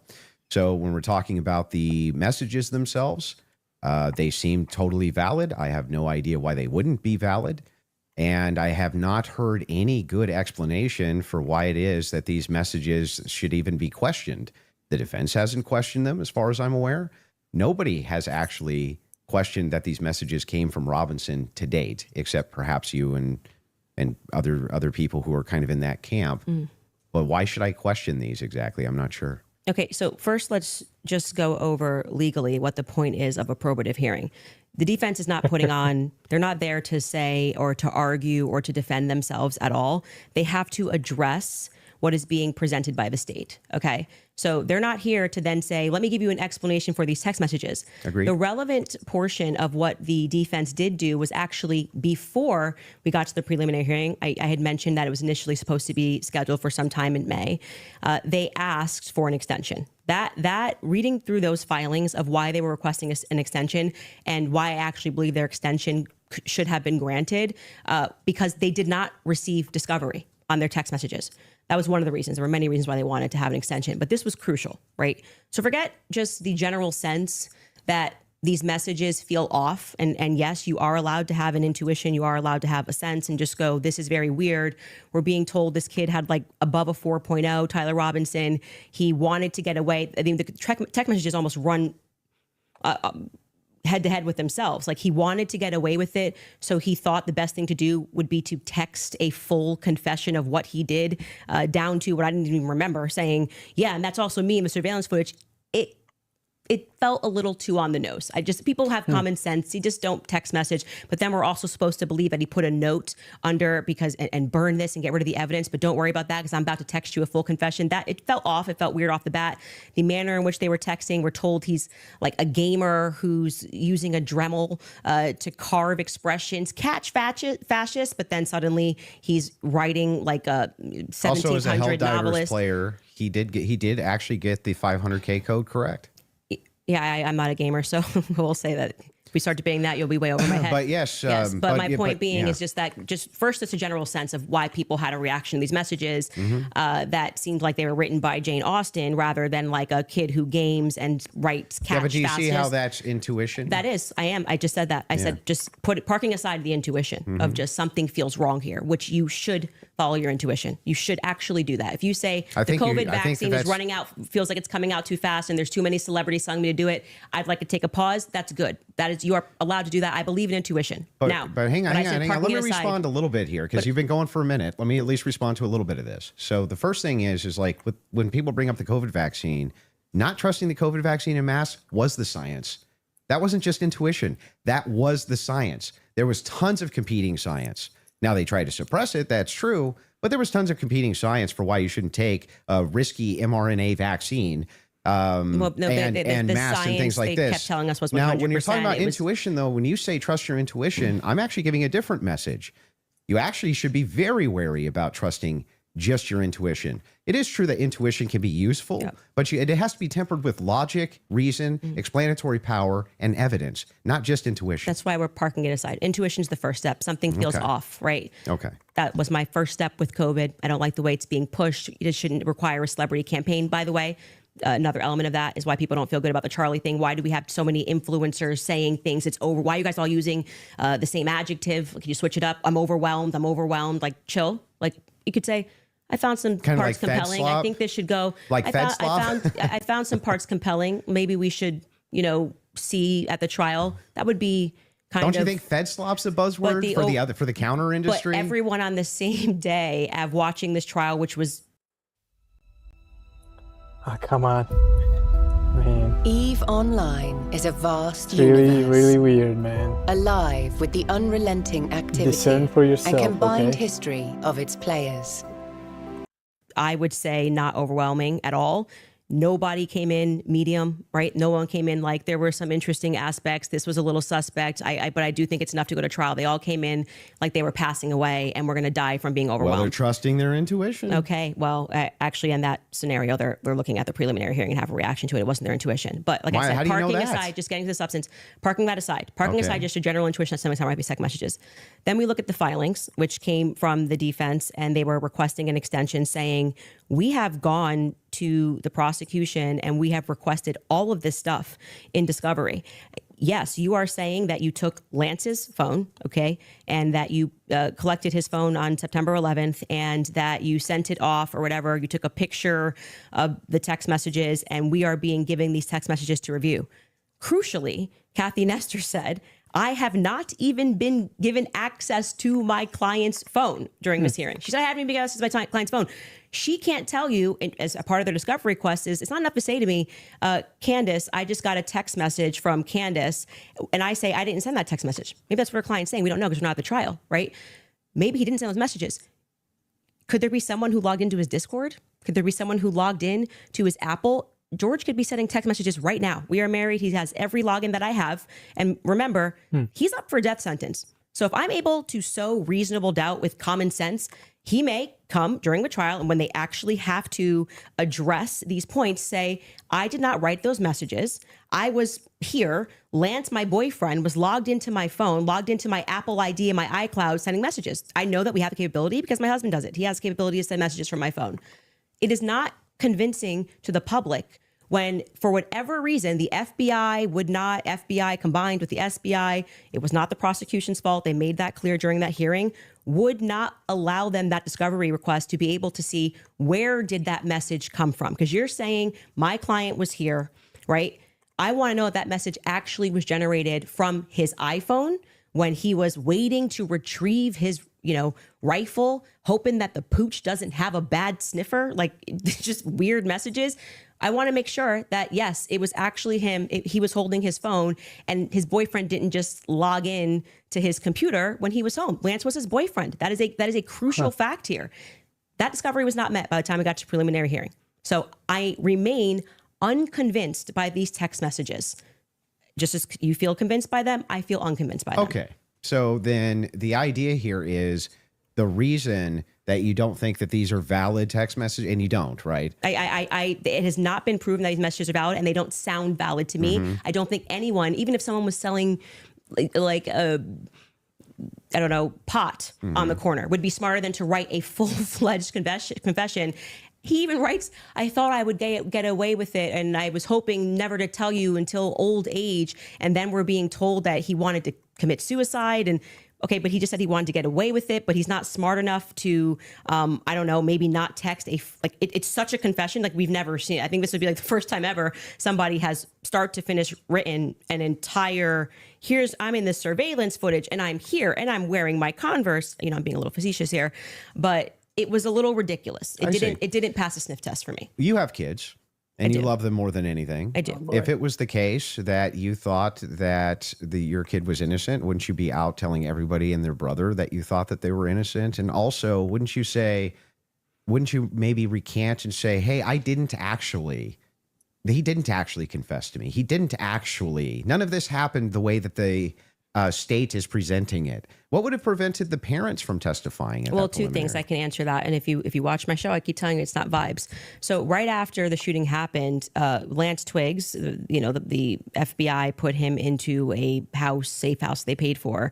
They went to the parents as well, to Matt Robinson and Amber, basically said, your life's at risk. There could be somebody who jumps up and wants to avenge Charlie Kirk.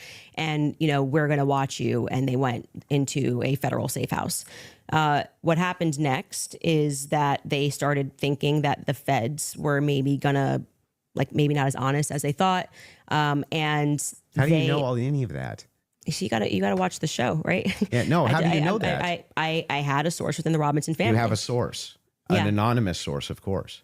So there's no way for us to verify that what you're saying right now is actually even true. Do you find it to be reliable hearsay? No, I don't find it to be reliable at all. It's just a source. I'm just doing what the prosecution did. What you're doing is a cool story. You're you must have hated watching the preliminary hearing. You're giving us a cool story. Wait, you're saying that according to your sources, that the reason that the parents haven't recanted any of this. Recanted what? They have no statement from the parents. Wait, I just want to make sure that if it was the case, it was being reported in mainstream media that your father came to you and said, hey, is this you? What's going on here?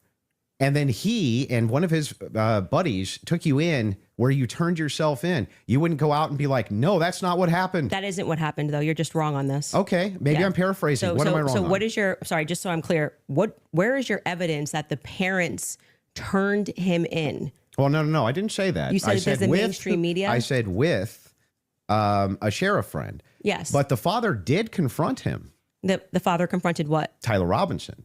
And where did you learn this? That the Tyler Well, I mean, that's confronted part him? of the official documents. Our fact checkers can pull that up. But yes. But I'm saying, but when you say official documents, do you mean you saw this on CNN or you saw this play out in the hearing? No, this was one of the things that I went through and fact check pre-debate. Are you talking about like the charging documents? Imagine being able to build an app with Interesting. your name on it Jeez. just by thinking about it. Meet Base 44, a complete AI creation. I think it was it could have been in the charging documents, but we can pull them up. No. And yes, are you disputing this? Do we have that in the back to pull it up? 'Cause I do can know- already tell you what you're talking about, the charging documents, because this go is ahead. where we had to figure out where this story came from, because everyone was operating under the assumption that Matt Robinson turned him in. Until we got to the preliminary hearing and we understood, like I said, even for that, when you are charging someone, you can use hearsay. It's all probative, right? Sure. Nothing. So they didn't have statements. It's not like Matt Robinson, even though he was interviewed that night. Amber Robinson was interviewed that night by a Fed, separate rooms. Tyler Robinson was interviewed by a Fed. They did not produce statements saying, my son did this. I believe my son did this. But what happened was they did interviews, but also the crucial person here who you just brought up is Mike Mitchell. Mike Mitchell is the biggest unknown in this entire case. Everyone keeps saying they heard from Mike Mitchell this, they heard from Mike Mitchell that.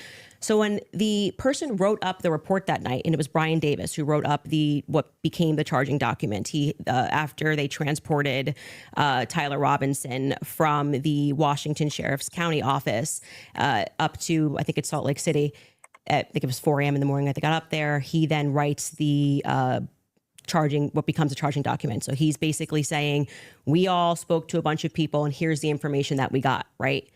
We've not seen that. So it could have come from Mike Mitchell. Mike Mitchell could be saying, I don't know how this negates the point, though. Why it wouldn't truly the negates parents? the point, because you don't have a statement from the parents. Yeah, you are going. Why wouldn't they just correct the It's not correcting. That misinformation? doesn't negate the point. The point is that we now got the preliminary hearing. If the parents were the ones who said, I'm turning my son in because he's guilty. I didn't say they turned him in. I think you're talking about the over. You said it's been the narrative. Everybody's known this. The narrative initially, which I think you agree with, was that, Matt Robinson knew his kid was guilty and turned him into the police station. What actually happened in terms of Sheriff Brooksby, who was present there and gave a press conference, what happened was this Mike Mitchell character essentially peer pressured him. And we can get a fact check on this. We can find Sheriff Brooksby's press conference. And he said, they know it's you and you're going to come in peaceably, or people are going to be banging down your door. He was a undercover cop, which I don't like that. I don't know what he did undercover. It's very hard to find anything about Mike Mitchell, but he worked with them for 20 plus years, the police officers. The reason why Tyler Robinson knew him was because he lived nearby and he was also his Boy Scout leader. How does this negate that the parents could write this second? And by the way, if you had the evidence, I'm going to address that point. I'm just saying that your first point, which is that the parents did this. Yeah. We don't know that the parents. I didn't say that they did ever. Never happened. You're quoting the parents as having said. You said that Matt Robinson said that his kid was. You say involved. I don't want to misquote you. Confronted him about Confronted him. Yes. And I'm telling you that we have not seen any evidence that that is true. We can fact check that. Okay. Because we do have evidence. And I'm saying it's the charging doc, which could have been derived from a statement Mike Mitchell said. Two things I have ready in the back. One is the charging doc, and the other one is the video of Kathy Nestor saying she hasn't seen Tyler's phone. Okay, we can run Kathy to go back, and then first? just to You go wanna see backwards Kathy to Kathy first in court saying she didn't get her client's phone. Yeah, and then I think we'll go to the. If you're okay with that, a thing not in dispute. These are all things that I'm not even disputing. Okay, so we don't have to show it. We never get to the thing that I am disputing. Well, I was just providing an answer. We were coming back in from a break because you were talking about the text messages as something that you felt was concrete. So it was just my rebuttal to you that it's not concrete because they haven't had a chance to actually answer that. And she didn't even get to see her client's phone. So that's effectively, again, the state saying these messages are real. You don't get the discovery on these messages just yet. She will during trial. They will actually get discovery on the messages. Don't you think that would make their case fall apart if it was the case that they weren't able to actually pull the data off the text messages? Do you think the prosecution would go to court with fabricated text messages? It's called winners and losers. They may not be fabricated, but by the way, as what they are saying, like I said, if there was somebody logged into his phone, they may not be fabricated. That's the point. So let's get to the the parents fact check. So I was saying, right? I believe what you're talking about was derived from the charging doc, which was signed off by Brian Davis. Let's pull it up. Let's see if that's correct. What if there was a song that I never finished? Man. Let's finish it. In middle school, I wrote a song and I never. What are we looking at Robinson's here? mother explained that over the last year or so, I'm sorry. Can you zoom in a little bit? Is this the charging doc? I can't see it. Robinson's yes. father reported that when his wife showed him the surveillance image of the suspected shooter in the news, he agreed that it looked like their son. He also believed that the rifle that police suspected the shooter used matched the rifle that was given to his son as a gift. As a result, Robinson's father contacted his son and asked him to send a photo of the rifle, which makes sense with the text messages. Robinson did not respond. However, Robinson's father spoke on the phone with Robinson. Robinson implied he planned to take his own life. Robinson's parents were able to convince him to meet at their home. Yes. So this is proving my point. This is from the charging document, correct? Yeah. So what I'm saying to you is that 3 people got interviewed on that night. Mike Mitchell got interviewed, Amber Robinson got interviewed, and Matt Robinson got interviewed. Of the 3 of them, only one of them actually wrote a statement, which was referred to in this preliminary trial. He came in, I believe, in March, Mike Mitchell, and he wrote a statement, which I find to be very shady that they decided to bring. But why aren't the parents disputing that? No. Well, first off, that's the question First I've off, been asking. the parents are not going to ever play in court, play to the cameras in court when they have a legal team that is going to be advising them not to speak to the court because your son could go to prison But forever. they're playing to somebody else who's your source? I'm not going to address that. They're playing to someone else who's your source, but won't go publicly tell the media this is not true? Well, what I did not say to you that naive. I just said I have a source, so I want to be very clear and take it from That's somebody very who was naive involved from and Andrew. permanently sued. When I Apparently. have to take my lawyer's advice, I mean, there's so many things that I want to respond to when people are speaking about. Yeah, but it's bizarre that they would utilize a source which would get the information to you, but wouldn't just go to the media and be like, actually, that's all wrong. I am telling you that you would nary find a lawyer who would advise you to go to the media.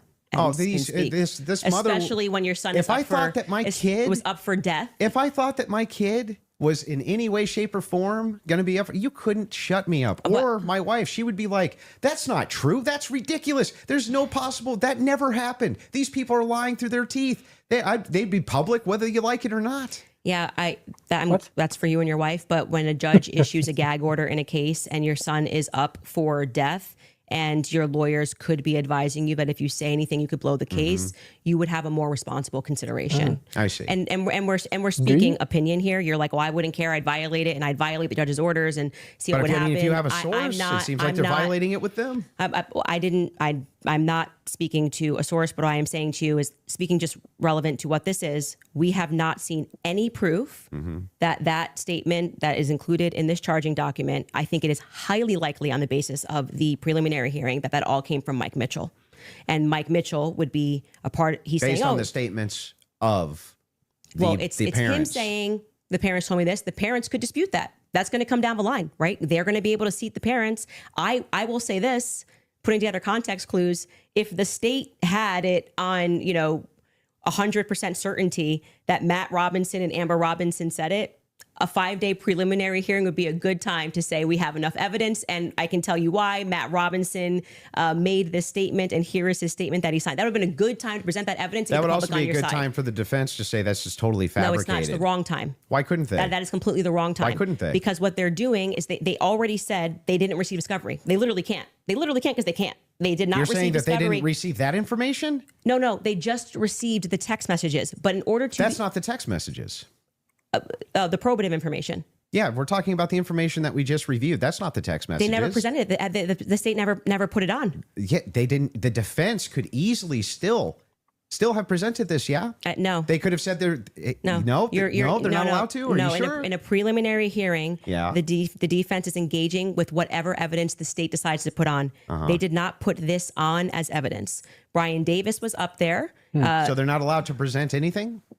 They're responding to the state's evidence. I'm asking, are they allowed to present anything? They are allowed to say... Like if there was a conspiracy that they could prove right then and there, would they present that in one of these hearings? No, it wouldn't be the right time for that. I disagree. I think that they not only could do it, but they would do it. In fact, when I talked in depth with my attorney, they said that's exactly, if you had actual evidence that there was fabrications by the feds, that's exactly when you would introduce that. So when in the document that they filed yesterday or a couple of days ago, the appropriate, like what you're doing at this stage of the hearing is the state is saying we have enough evidence that we think this needs to go forth to the trial. Hence the reason that there's this extraordinary, we allow hearsay because it doesn't really need to be perfect. It can be enough that we feel like we can move forward, right?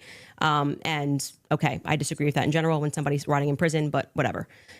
The next phase is for them to meet in court and for the defense to essentially present an argument to the state that says, we find this filing to be defective in and of itself. We don't even have to defend ourselves because you, the state, have enough, you know what the laws are on the books, and this filing is defective and you should get rid of these charges because they don't make sense based on what you can decide based on a law on the books. So then that's why they then file the dismissal, right? So in the dismissal, what they're doing is they are engaging, and this is what was widely misinterpreted. Well, yeah, they're engaging as though as it's a hypothetical. If this is hypothetically true, then so X. they're saying all of yeah, these but charges. I'm not disputing any of that. So that's what you're asking. Why you're saying could they just what put I'm on? asking specifically is like who could shut parents up who are like, no way, there's no possible. This never happened. This is ridiculous. They would be shouting it on CNN. They would be shouting it from the rooftops. They would be losing their minds. And you're like, nope, the gag order would be enough to keep them quiet. Not enough for them to talk to your source, but enough to keep them quiet. I think that that's quite ridiculous. But I'll even concede this whole point to you. Let's just say maybe this was misconstrued, right? There's a little bit of reason to doubt it because we're still waiting for the evidence for trial. If that's the case, then why not take the same standard for the evidence that you present? You're just waiting for trial. Well, you didn't do that. Wait a reason second. We're here. Wait a second. Save time creating content and generate a high-quality clone of your voice with 11. I just want to make sure that I got this right. That's your argument to me, right? My argument to you is what? Your argument to me is that, hey, wait a second, Andrew. There's not enough here that convinces me, right? Well, that's actually my rebuttal to you, is that you are saying, why are people engaging in what you term to be conspiracy theories? No. I term it to be thinking. They're just thinking because they're recognizing there are a lot of holes in these stories and that this is not strong evidence, right? This is the reason they're doing it. I'm explaining to you, this is the reason that they're doing it. I'm addressing what you view to be overwhelming evidence. And by the way, I want to be clear. That which convinces me. Yeah, well, but thus far, every point that you've brought up, every point that you've brought up, did you feel like this is beyond a reasonable doubt? I mean, you realize remember what I said in my opening. Going to be it's not beyond a reasonable doubt. It's just what I find convincing is what I find overwhelming. So why are you so upset when people say they don't find it convincing? If that was the limitation of the claims that you made, if it was just, wait a second, there's a little bit of problems. There's some problems in this case that I have questions for that I want answers to. Nobody would have a problem, actually. Least of all me. I would be the least likely person to have an issue with you, any of your fans, anybody saying. In fact, I've had tons of Discord calls about this. My position's always been clear. Of course, conspiracies exist. Some of them have way better evidence than others, but I've seen them myself. I know conspiracy. In fact, the federal government has hundreds of thousands of laws about conspiracies. They see them everywhere. We both know this, right? That's never what the problem is. The problem is when you make claims outside of, well, wait a second. I'm just questioning evidence here. I'm just questioning what the state's case is here. I'm just asking questions. It's when you make claims outside of that, where you claim that there's good evidence or good standards you should believe because, and then it turns out that it's all nonsense or it's wackadoo stuff or it makes no sense. And when we have a chance to cross-examine your evidence that you've presented, I'm going to show a lot of that. A lot of this conjecture that's based on literally nothing, that leads from no inferences whatsoever. Like you couldn't even infer it logically. What? That's the problem. The problem has never been whether or not you just said, you know, there's not enough in this case so far until we get to the trial. I remain unconvinced. I'm sure there's tons of people who remain unconvinced yet until we get to the trial. I think that's fine. I think it's fine. There's people who are convinced too. That's never been my problem. My problem is the claims which are external to that. Okay. I'm not sure I really care if you have a problem with what I think in my own spare time. I don't understand this like lecture that you just gave. But beyond that, what I'm saying is that the state is allowed to use. I didn't this is what you. This is what my problem is. You guys are not allowed. Yeah, you guys think while it's still legal. You can. You are allowed to do that. So, but anyway, going back to you saying I wouldn't have a problem.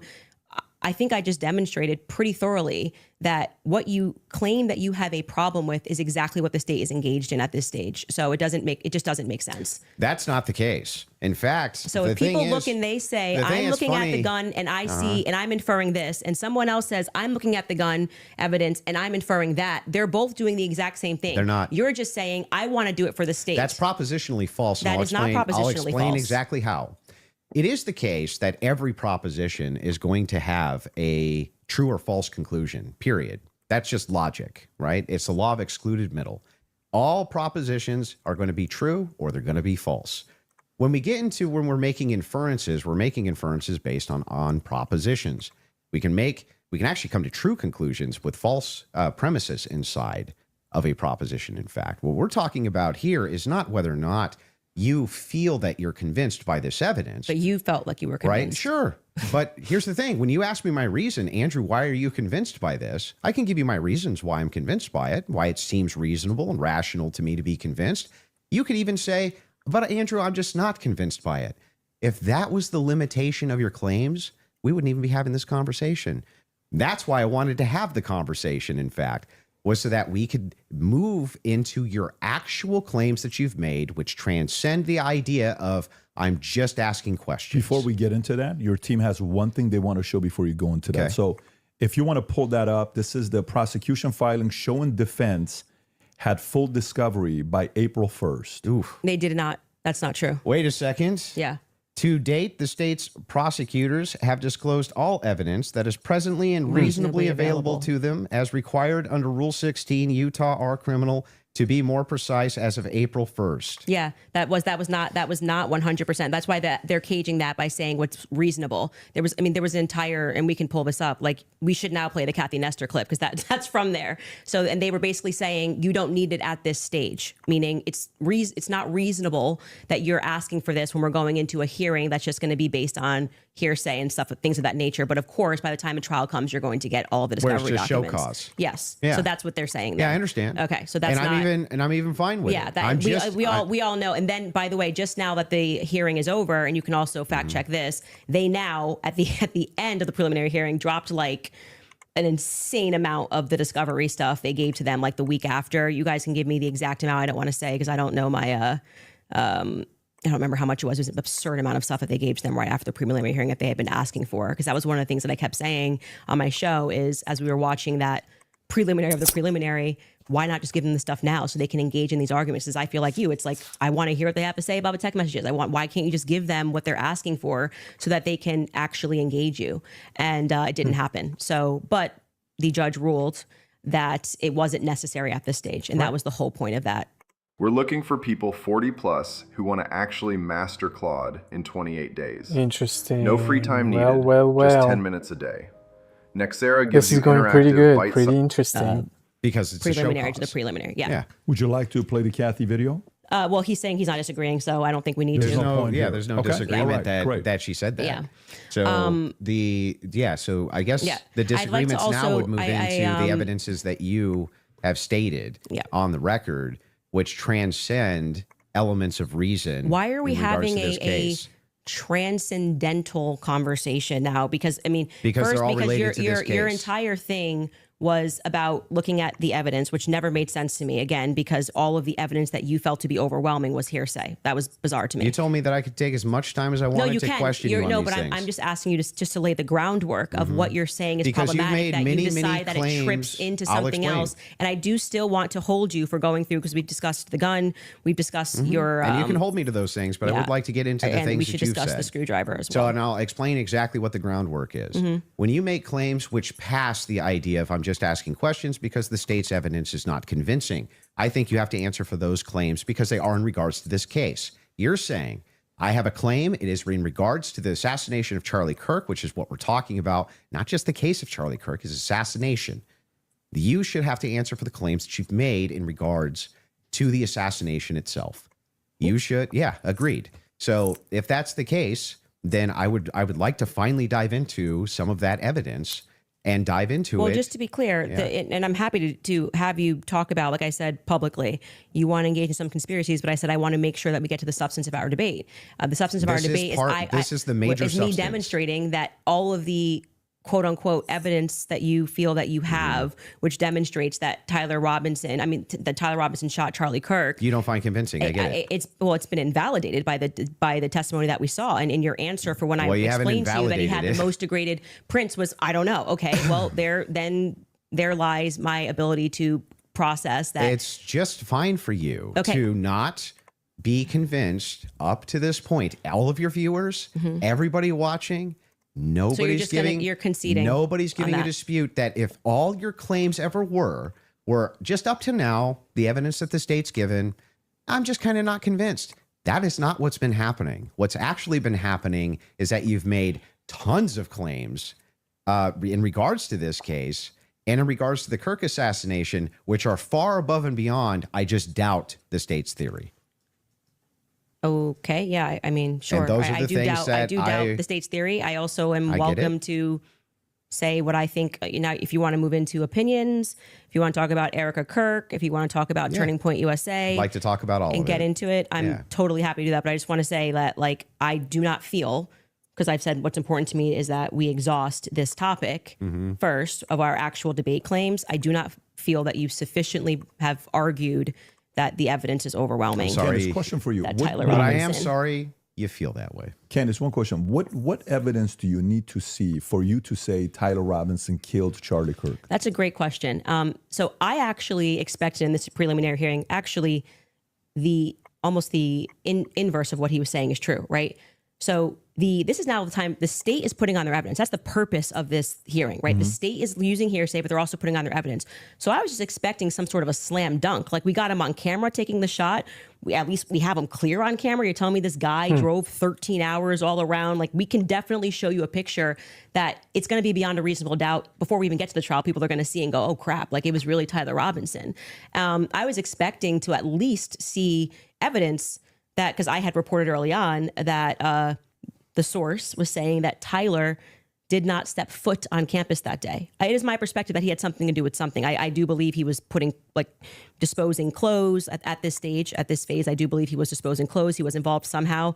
I find Lance to be more suspicious, if I'm being honest with you. And also, like I said, the use immunity that was given to Lance by the feds, the fact that the feds didn't ask him any questions, the fact that I spoke with Lance Twiggs' family, and they were like, it's very weird that the feds are not asking him more questions. He's exactly the person that I would imagine to be involved in some stuff. Allegedly, I'll say allegedly. But when we got to the preliminary hearing, there was not a single piece of evidence that I felt was slam dunk. I was waiting for that, a photo. I mean, anything would have made me go, all right, I think this could be the guy. If they had handed over the discovery on the text messages, since that was their big ta-da, we've got the text messages, that would be the first thing that I would hand over. But actually, who was holding them up? Like I said, it wasn't the prosecution. They're right to say we were handing things over, and we heard the defense argue on behalf of the prosecution, saying it's not them and it's not the SBI, it's the FBI that's holding on to things. Is the FBI took everything. The FBI took the gun. The FBI took initially the screwdriver. And then when I heard testimony about the things that they found that were suspicious, example being the backpack, that's something that really bothers me, that they say they traced the shooter, they traced the route that he went on, and then there was an abandoned, we know it looks like he's wearing some sort of a backpack. We know that there was an abandoned backpack found at the bus stop in front of a library, and they felt that this should be taken into evidence. They took it. The FBI, this was the testimony of Amanda Baker, I believe her last name is, but you might want to fact check that because I think I'm blending last names. She was the forensics for the FBI. And then she says she gets a call on the 13th and they stop testing on this backpack because they find... Hey, how do I get my IT team to stop wasting time on repetitive tasks? Good question. Weird. That the backpack actually belongs to somebody on Charlie's team. But if you know the map of the layout of the campus, you're going, well, what the hell are they doing all the way up? This is nowhere near anywhere. And by the way, that's not an acceptable answer for why you just gave it back. That's like, why would you give it back? You're acting like no one's ever been killed by somebody on their team before, right? So I found that to be very strange, that it was on the exact route that the alleged gunman ran, and that their excuse was, we just gave it back because we heard that this belonged to somebody on Charlie's team. So that to me is, this is why the investigation itself feels underwhelming.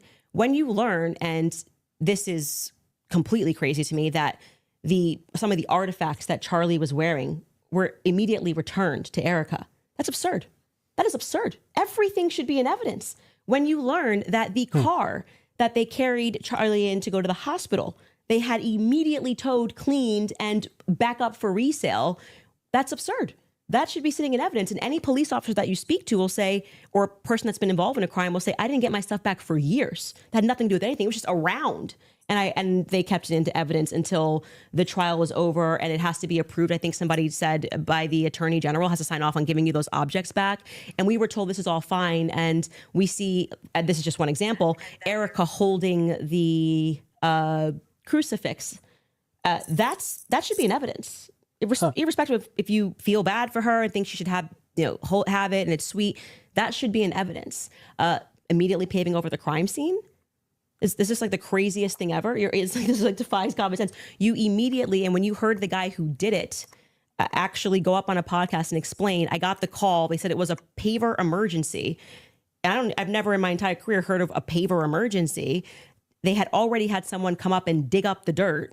So by the time he got there on Sunday, the dirt had already been dug up for him to lay down pavers. That is what people are looking at and going, this is weird.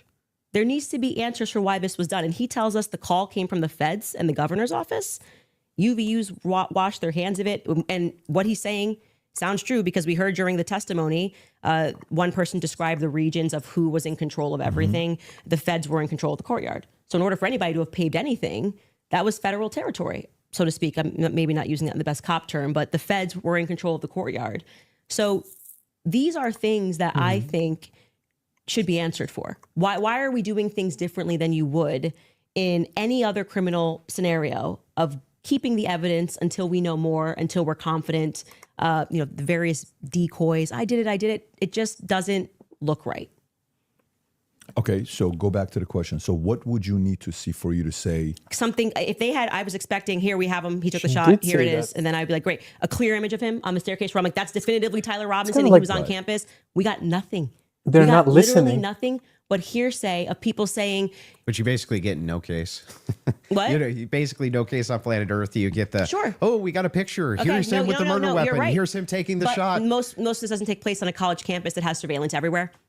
Yeah, one clear image of his. But I don't understand when you're his asked car plates. If you're asked the question, what would it take to convince?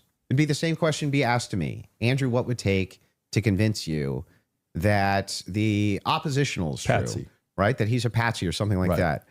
Just good, clear, concise evidence that's been presented, right, and is being presented that I could go through and link all together to see if there's actually some clear picture of there being a patsy. That's what it would take from me. Okay. Just I don't disagree with that. We haven't heard the defense just respond. a good evidentiary standard. And then, of course, I would change my mind. So just to qualify this, so there is a possibility in the next few months that you may come out and say, guys, it's done. Tyler killed him. Yeah. So you're saying yesterday. Yeah. I think it's very important for the audience here that from without question. For you, is there anything that you could see for you to say, yeah, this guy was a patsy, the government was Of course, I'm going to always follow evidence. Perfect. So my whole thing is just this. It's really important to me.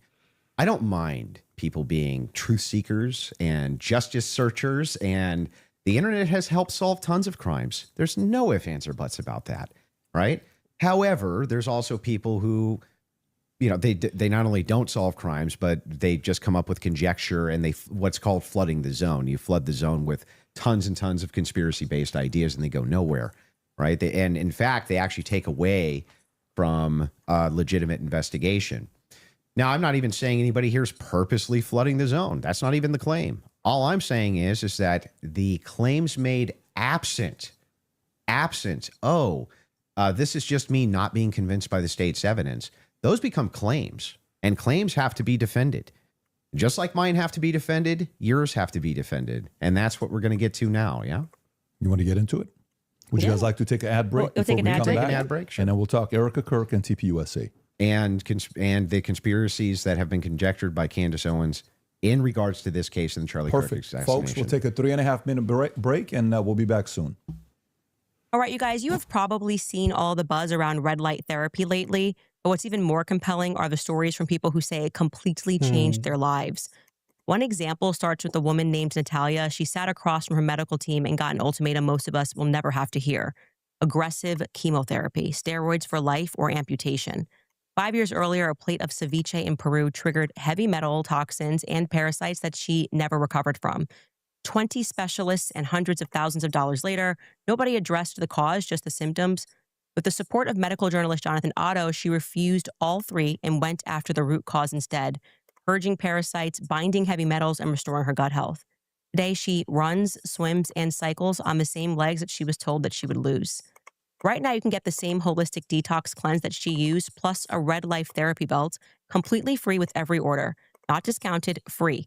120 LEDs, red and near infrared, working from the surface down to the gut and thyroid. Head to purgemyparasitesnow.com/Candace, buy your detox and gut renewal restoration bundle today, and get your free Red Life therapy belt, plus your in-depth protocol. That's purgemyparasitesnow.com/Candace. Base 44 super agents, the next thing you can't live without. Clearing up your email, scheduling meetings, and delivering a brief. I also remind you guys about Pure Talk because you do not have to overpay for your wireless network, not when Pure Talk comes in with the same service for a tiny fraction of the cost. And now for the first time ever, Pure Talk is offering any plan at just $15 a month for your first 3 months. There's never been a better time to take Pure Talk for a test drive. It's fast, it's reliable, and you're going to love it. You can now get any Pure Talk plan, including their unlimited data plans and even their top-tier $65 plan for just $15 a month for your first 3 months. That's a savings of up to $150. I recommend making the switch today because this offer is extremely short-lived. Switch to Pure Talk and enjoy your first 3 months of talk, text, and data for just $15 a month. Head to puretalk.com/Owens to make the switch to Pure Talk. Again, that's puretalk.com/Owens to start saving today. And I have to remind you guys about American Financing because everyday expenses keep climbing and high credit card interest is not making life any easier.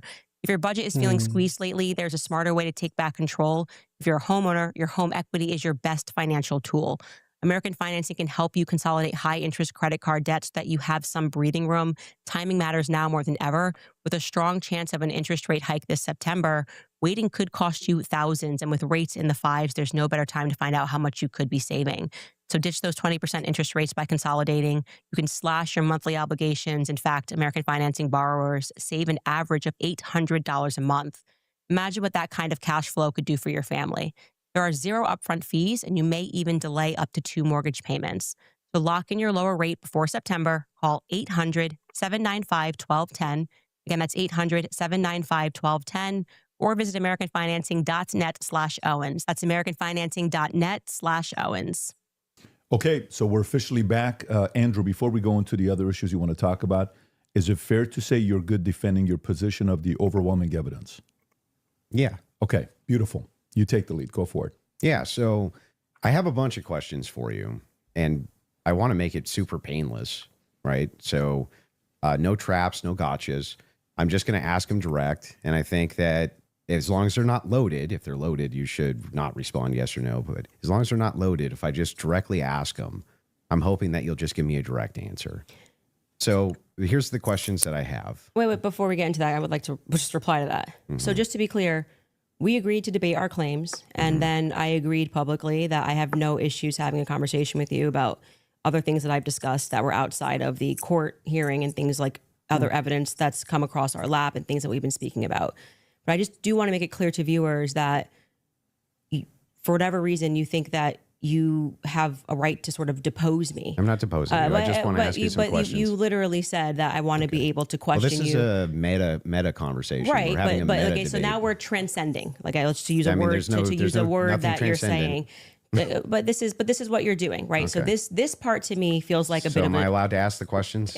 I've already said you can ask questions, but I made it very clear to you via email and with you in conversation that we should be speaking. This isn't like you get to sit. I said if you want to depose me, you should join Brigitte Macron's defense team. But you're like, I'm just going to ask questions. Can you answer it? Blah, blah, blah. It's like, I don't know what you're going to ask. And I'm going to answer as I see fit because I'm not. I get it. Yeah. Okay. I get it. Just so we're clear. Usually in the debate, if something's not loaded, I'm just direct with it. Because you kept saying I'm Joe Rogan. They have no evidence. They have no evidence. And now you're like, let's move away from the evidence. Let's talk about transcendentals. Yeah. Okay. Anyway, so direct question, super easy. Was Lance Twiggs DNA on the rifle as far as you know? We can't say that for certainty. As far as you know. I already answered that in the first part. We can't say that for certainty. I told you the context of which they spoke about those things. So no, as far as you know. We can't say that for certainty until we know what other the 5 sets of prints were on. So that would be no as far as you know. We can't say that for certainty. You can say no as far as I know for certain. We can't say that for certainty. I actually, You can say just, that you for know, certainty. if your energy here is going to be like you're my dad and you can tell me how to speak or what I'm supposed to say, you're just going to come up against the wall. I'm Okay, familiar with but- this debate strategy. but I like, am just yes or no, telling yes or you. no, yes or no. We're not debating anymore. We're having a conversation. So I already addressed that in the first half of this about why. No, we're still there's- definitely debating. This is still no, it's not a debate. This is Now inclined this to is your, you saying I want to probe things that sit outside of the evidence. I actually That already you've addressed this. stated. You asked me. Uh-huh. You're not going to go like where you're Okay. sitting and I'm on trial. I'm not on trial. Okay, great. So let's you talk can about have a conversation let's as talk we've about the agreed French. to. Let's talk about the Foreign Legion. Sure. Was the Foreign Legion, do you believe, trying to kill you? Yes, that's why I reported it to the correct officials in government. That's what I was told, and I handed over that information to Tulsi Gabbard's office. What's your best piece of evidence for that? Well, it was Positive evidence. It was told to me by somebody who is high up in the French government. I passed off that information to Tulsi Gabbard's office. I also passed it off to Trump's office, Donald Trump's office. And that's all I can tell you. I wouldn't be able to probe any evidence because I don't have the power to do that. I'm not the federal government. And I would also like to say that this becomes this other piece of what you do, which is when people say, I was told this, and this is the evidence that I have, and I'm willing to have that conversation and write the email to the correct government body that deals with this. Like, I can't hack into Emmanuel Macron's bank accounts and say whether or not the information. I agree. But then you go, well, where's your evidence? It's like, well, my evidence is that I reported it. I did the right thing that you're going to do. So if somebody calls and says, hey, Andrew, there's a viable death threat against you, and that person definitively has the rank to be able to tell you this, and you say, well, what I'm going to do now is I'm going to report that to the feds. Then I go, what's your evidence? It's like, well, I got the information, and I gave the information that I got from who I got it to the right body of people. And that's what I did. Got it. I just want Cool. to make sure. And so I'm not trying to trap you. Well, I just want to make sure I got it clear. And that's why I say I want to know what you're doing now, because this has always been the thing. It's like, we actually can't win on the overwhelming claim. So we're just going to go and bring up everything that I think can try to embarrass her. I reported exactly I'm not as I trying received to embarrass it. you. I just want to make sure that I get your I position. think she I got have him not said right yeah, now. go ahead. And now you have stated multiple times that you believe that Israel's involved in the death of Charlie Kirk. Can you give Yes, me... we can pull up the clip. Can I'm sorry. I'm just saying. I finish the sentence? Go ahead. Welcome to Suno V5.5. This is our best sounding model, that's- but more importantly, it is our most personalized model. We built V. Can you give It looks like he is a little bit disingenuous here, to be honest. But let's continue. me the context for what are you talking about? Like when I say, generally speaking, why people think that Israel's involved? Okay, where's your question? Yeah. Do you have any positive evidence whatsoever that Israel killed Charlie Kirk? Well, I couldn't say Israel was on the ground and shot and killed Charlie Kirk. I would say that there are various things that we're trying to establish, one being a motive.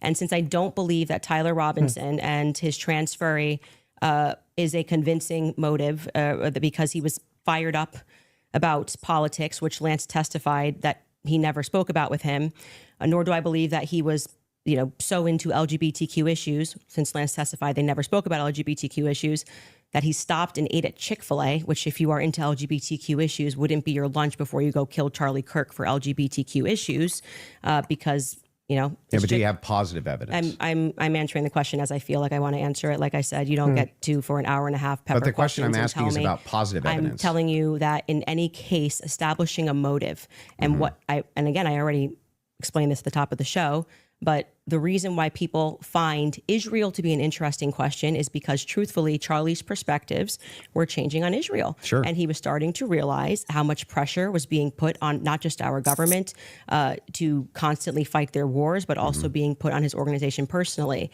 If people had come out and been honest about that, rather than rabid claiming he never flinched and everybody's lying and this is not true, you would probably have people that just go, that's life. People change their opinions. I understand. And then there was the rabid, I mean, not even that. It's like everything was about trying to convince the public how much he liked it. So then loved other Israel. than intuition, how you feel about things, do you have any evidence Israel was involved in killing Charlie Kirk? I have already said, and if you're watching my show and the context of what I said, this is the general sense of why people think Israel's involved.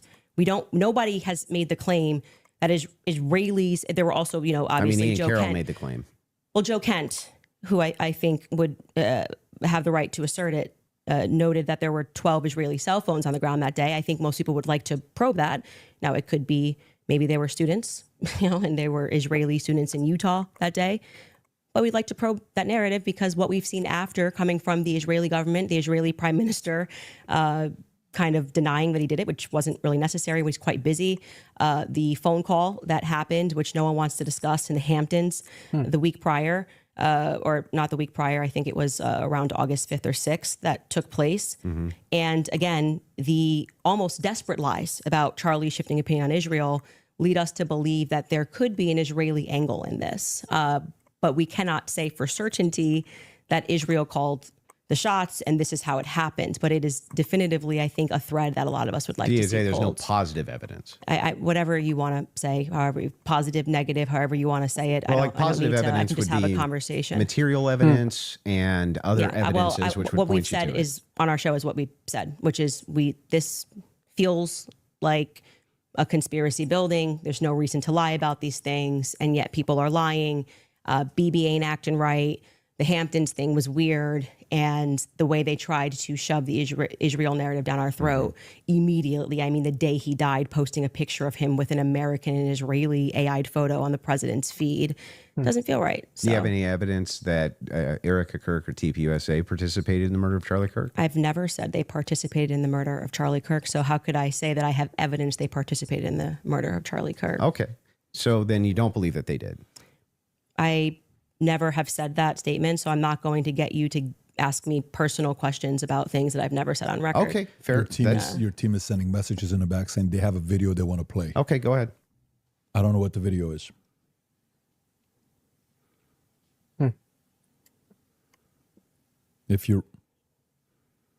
Yes, you said that there's a video you want to play that Candace said she has full confidence Israel was involved. Yep. Yeah.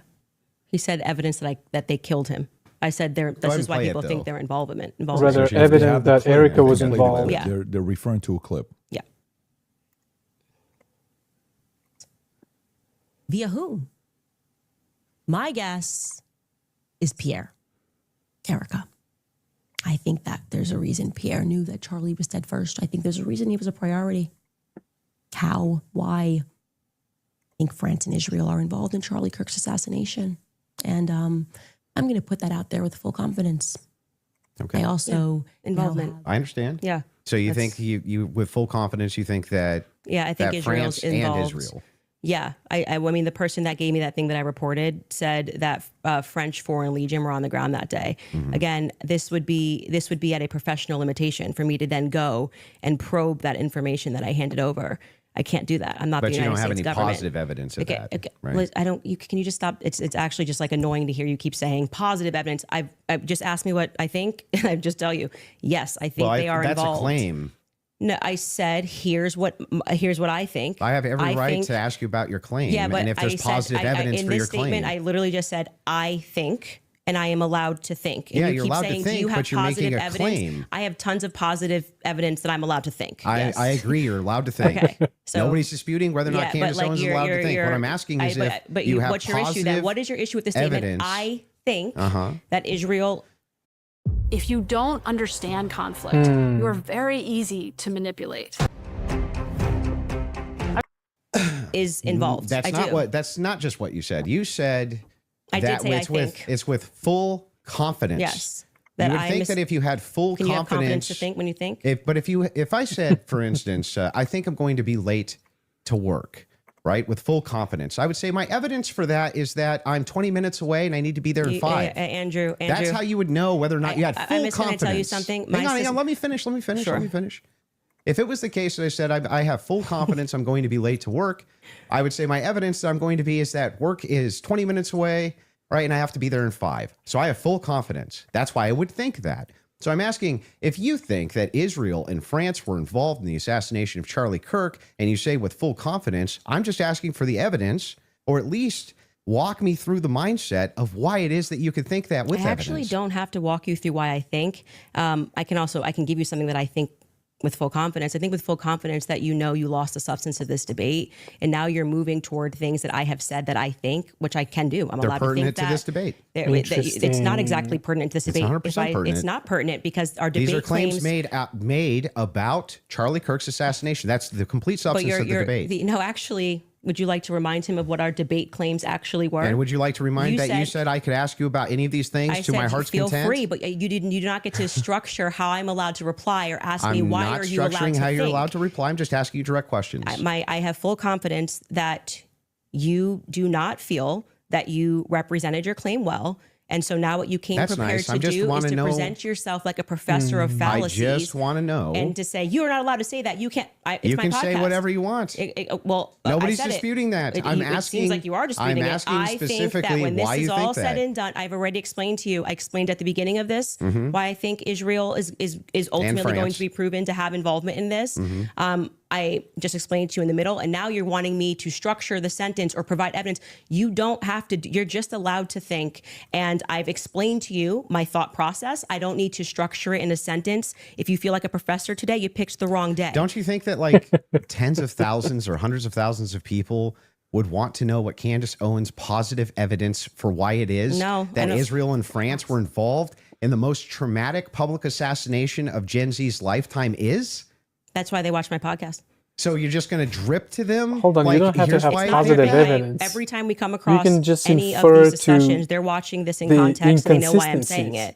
So, for example, when you're bringing up, Candace, where's your evidence for France doing this? I just told you someone who was high-ranking in the French government, right? Who's nameless? Of course. Of course. Of course. Of course. But so there's good reason to doubt this. So it's not a conspiracy, though, if I then took it to the federal government. Like, you can't just go out there making a claim to the federal government. You get in trouble for making false statements and things of that nature. So, and then you go, well, I'm going to probe that. Well, how can you probe that?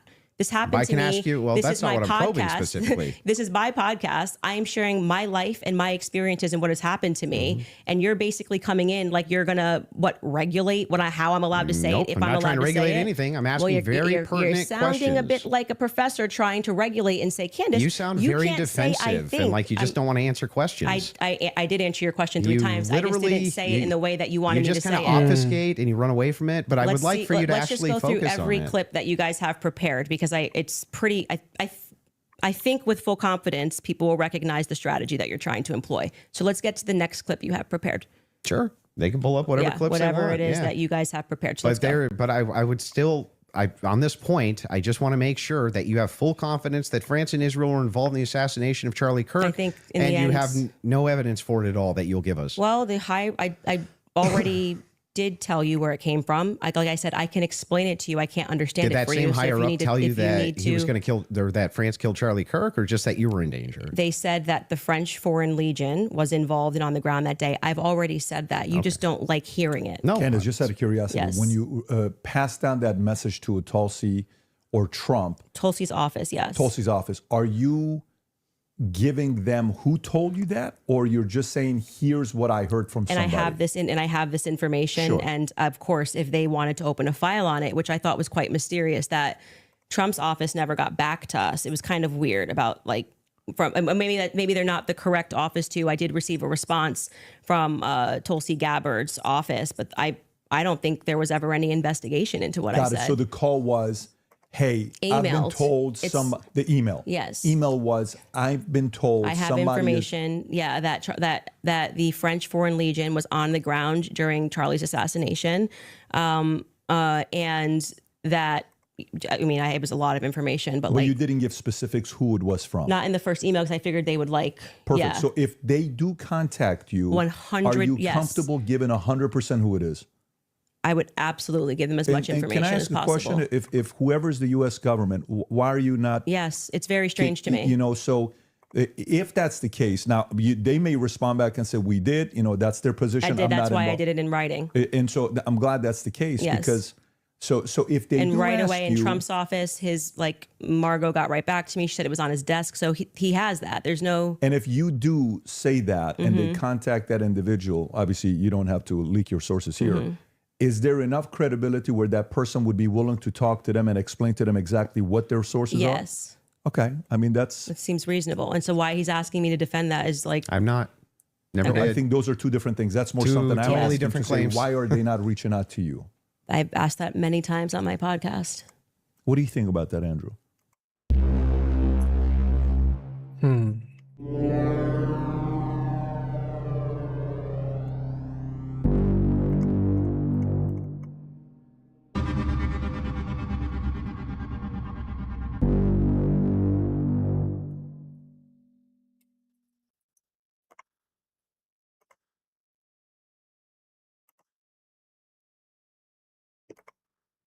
Design the perfect voice for your brand with 11 Labs. Change the way you record podcasts, voiceovers, and branded content with the #1. What? The fact that she emailed, she gave it, and nobody reached out to want to contact the They source. that she's probably willing didn't to think it was share. actionable, is my guess. But even if they did think it was actionable, great. Every lead should be followed up on within the confines of what's rational and reasonable. Is it fair to say that this is maybe a different individual because this is a person that was involved with TPUSA Well, we and don't- had a relationship with Wait, Charlie? who? No, her relationship. Like Yeah. this isn't just anybody. So if an average person sends it, yes. Yeah, but I mean, we don't know who the source is. We don't know any Well, of then this. if you were in that department, wouldn't you want to, even you assign it to one of your There's guys no to guarantee say, they didn't look into it. How do we know? We don't How know. could they No, if how they didn't could they come if get she didn't give it the to them? information, more of the information? Because it And was a by the way, long file. Yeah. This is a separate, this Did has you got send nothing them to do the with the guy's debate. name? This is more on Well, I sent the email assuming that's I'm saying like you go and you make a report. You think they're going to come back to you and say, hey, what's more information? We're investigating this, and that didn't happen, and which is what I raised. No, I I'm found asking, that, did you send them the especially source of because the this was at claim? a time where they were saying that they wanted to explore every possible lead. I even texted Dan Bongino. But did you- So actually, it was three offices. Let me ask the one question and then executive I'm gonna come to office, you. Dan Bongino, and Tulsi Gabbard's office. Okay, so a follow-up to that is the following. Mm-hmm. If they contact you to say, is that specifically to the French government or Israel's involvement in the killing of Charlie Kirk? That wasn't about Those Israel. are two separate things. That wasn't about Israel. It was Okay, they were got it. saying the French foreign that person as a part of it was saying that it was the French Foreign Legion that was on the ground that So day. I'm surprised And they haven't think called you. Then I find that to be very strange too. I do as well. Because who would want to make a report? Like, I mean, I've never made a report with the federal But when government. you did- question. but Let me when you just did ask one send question. Mm-hmm. it- Let me just ask one question, and I'm going to bring it to you. Sure. The question is in regards to, I've not seen that clip, so I'm seeing it now. Mm-hmm. I'm full confidence. I believe that Israel and French was involved. Is that also based on a source that somebody told you that Israel was involved in the assassination of Charlie Kirk, or is that a gut feeling? So in terms of Israel, I mean, what I've said is what I publicly have said here. I do think that at the end of this, we are going to find that Israel was involved. I do. Now, in terms of any of the hard evidence that's been presented, I think this has been a huge problem that a lot of us have had is that they won't even explore anything else that was going on in Charlie's life personally. So if we're not satisfied that Tyler Robinson did this in any way, then every alternative theory should be explored. Other evidence should be brought forward. We've done that in our capacity. Like when people keep saying she has no evidence, it's kind of crazy. I think we've broken like more stories than any news source in the world. I mean, down to pictures, details, police officers, what the dog's name was, because we're not the only people that believe there's a conspiracy here. The police officers that were involved, the many police, sheriff's offices, that were departments that were involved that day, all believe there was a conspiracy. Down to the U.S. Marshals believe there was a conspiracy. They were, my sources at the U.S. Marshals were saying they were basically sent on a wild goose chase that day. But do you see how you say my sources? Am I not allowed to have sources? Well, Like the thing is funny. So is CNN allowed to have well, sources? hang on. I but have we can't? sources. If I said I have sources that claim none of that's true. In fact, my sources claim that her sources are lying. My sources claim that none of them believe that there's a conspiracy. My sources claim all of them really think that Tyler Robinson was a lone gunman. If I just said that as hypothetical, wouldn't you say, what? Yeah, I think what probably adds weight is like then when I drop photos of the car that no one was supposed to see, people go, okay, her sources are legit. So, and then when what I say is then proven in court and nobody knew those things, people are recognizing that my sources are legit. When I say Charlie was scared in the last days, and then I dropped the text message, which you've just learned about a couple of weeks ago, of him saying he was leaving the pro-Israel cause when everyone was lying about that, then they say, I think Candace's sources are legit. So I think what's happened is I've actually built up a rapport with my audience that it's not vibes and dreams, and that's why they keep watching my content, because like, for example, when I just the other day released the content of the shooter on the roof doing the lateral crawl, then they're going, I don't think these are just vibes. It seems like Candace's sources are legit. So I've proven myself in the market. Yeah, I'm not sure that would legitimize your sources as being legitimate when it comes to the idea that, they all believe that there's a conspiracy going on, which is actually what your claim is now. How would that actually, hang on, I'm almost done. How would that, talking to PVD. How would that legitimize, well, it's not his debate. How would it legitimize these sources that even if it's the case that you get some court footage or some things like this, why would it legitimize that your sources are telling you, All the marshals believe it's a conspiracy. All the police believe it's a conspiracy. Everybody believes it. How would that legitimize Well, any what of that? I am saying to you, and you are not forced to believe it. So let me just explain what I was answering here, and I think that you understood what I was saying. Is I have, because people trust me, compiled a lot of information and presented it to the public, and this information has been proven true. We've presented photos, we have presented videos, never before seen stuff. The public has never seen it. And so what that does is your audience goes, okay, when she says that she has these sources, clearly she's telling the truth. Now, but instead of telling you about how amazing Toonby really is, why She don't I is just good. show you? Let's say you want to beat. whether you would then go, well, I'm going to believe her when she says they think that there's a conspiracy, that's up to you. You cannot watch my content. I'm not here to tell you that you have to watch my content or believe everything I'm saying. Well, don't you think But questioners should get questioned as well? By who? I'm not committing a crime, am I? By just like saying what I think and collecting aren't evidence. most of the people you ask questions of not actually committing crimes? But what do you mean they should answer questions where? Like at a police station? Like no, what are you just saying? like if you want people to come in and answer questions for you. I have questions about this in the investigation. I have questions about this. I have questions about that. You want them to answer your questions. Doesn't it seem totally fair that you answer back the questions people have for you? No, they're not answering our questions. So it's also fair that they don't answer them. So you're That's okay. why I said So I just Andrew wanna, Colvett should be in this chair. He's not. but That's isn't his that a double? prerogative. But isn't that a double standard? No, it's not, because he's not doing it. Yeah, but what that would still be a double standard. If you're requesting that he does do it, then Mhm. that seems to infer that you think he owes you answers. Oh, so inferences are allowed again? And they never weren't. So that seems to infer that you think that he owes you answers. If that's the case, then don't you owe answers? Yeah, well, I feel like I'm answering your questions and his questions about, I mean, I'm talking about Andrew Colvett. His position is he's a spokesperson for Turning Point USA. So when the crowd turns against Turning Point USA on the basis of a lack of information or because there has been, I don't know, seeds sown of distrust, I would imagine, and forget answering my questions because it doesn't need to be me. Then aren't you sowing a lot of those seeds of distrust? Well, I think they're doing a pretty good job themselves, if I'm being honest. You can blame it on Candace all you want. Well, People love you to know, do that. the thing is funny is people like, act like I'm I think ground they're zero. PR. I'll be fair with you. Ground zero of people not trusting Turning Point USA. I think that there was actually some kind of PR the there. last. I think there was some PR there. Sure, they could have done better. Absolutely. I'm not disputing any of that.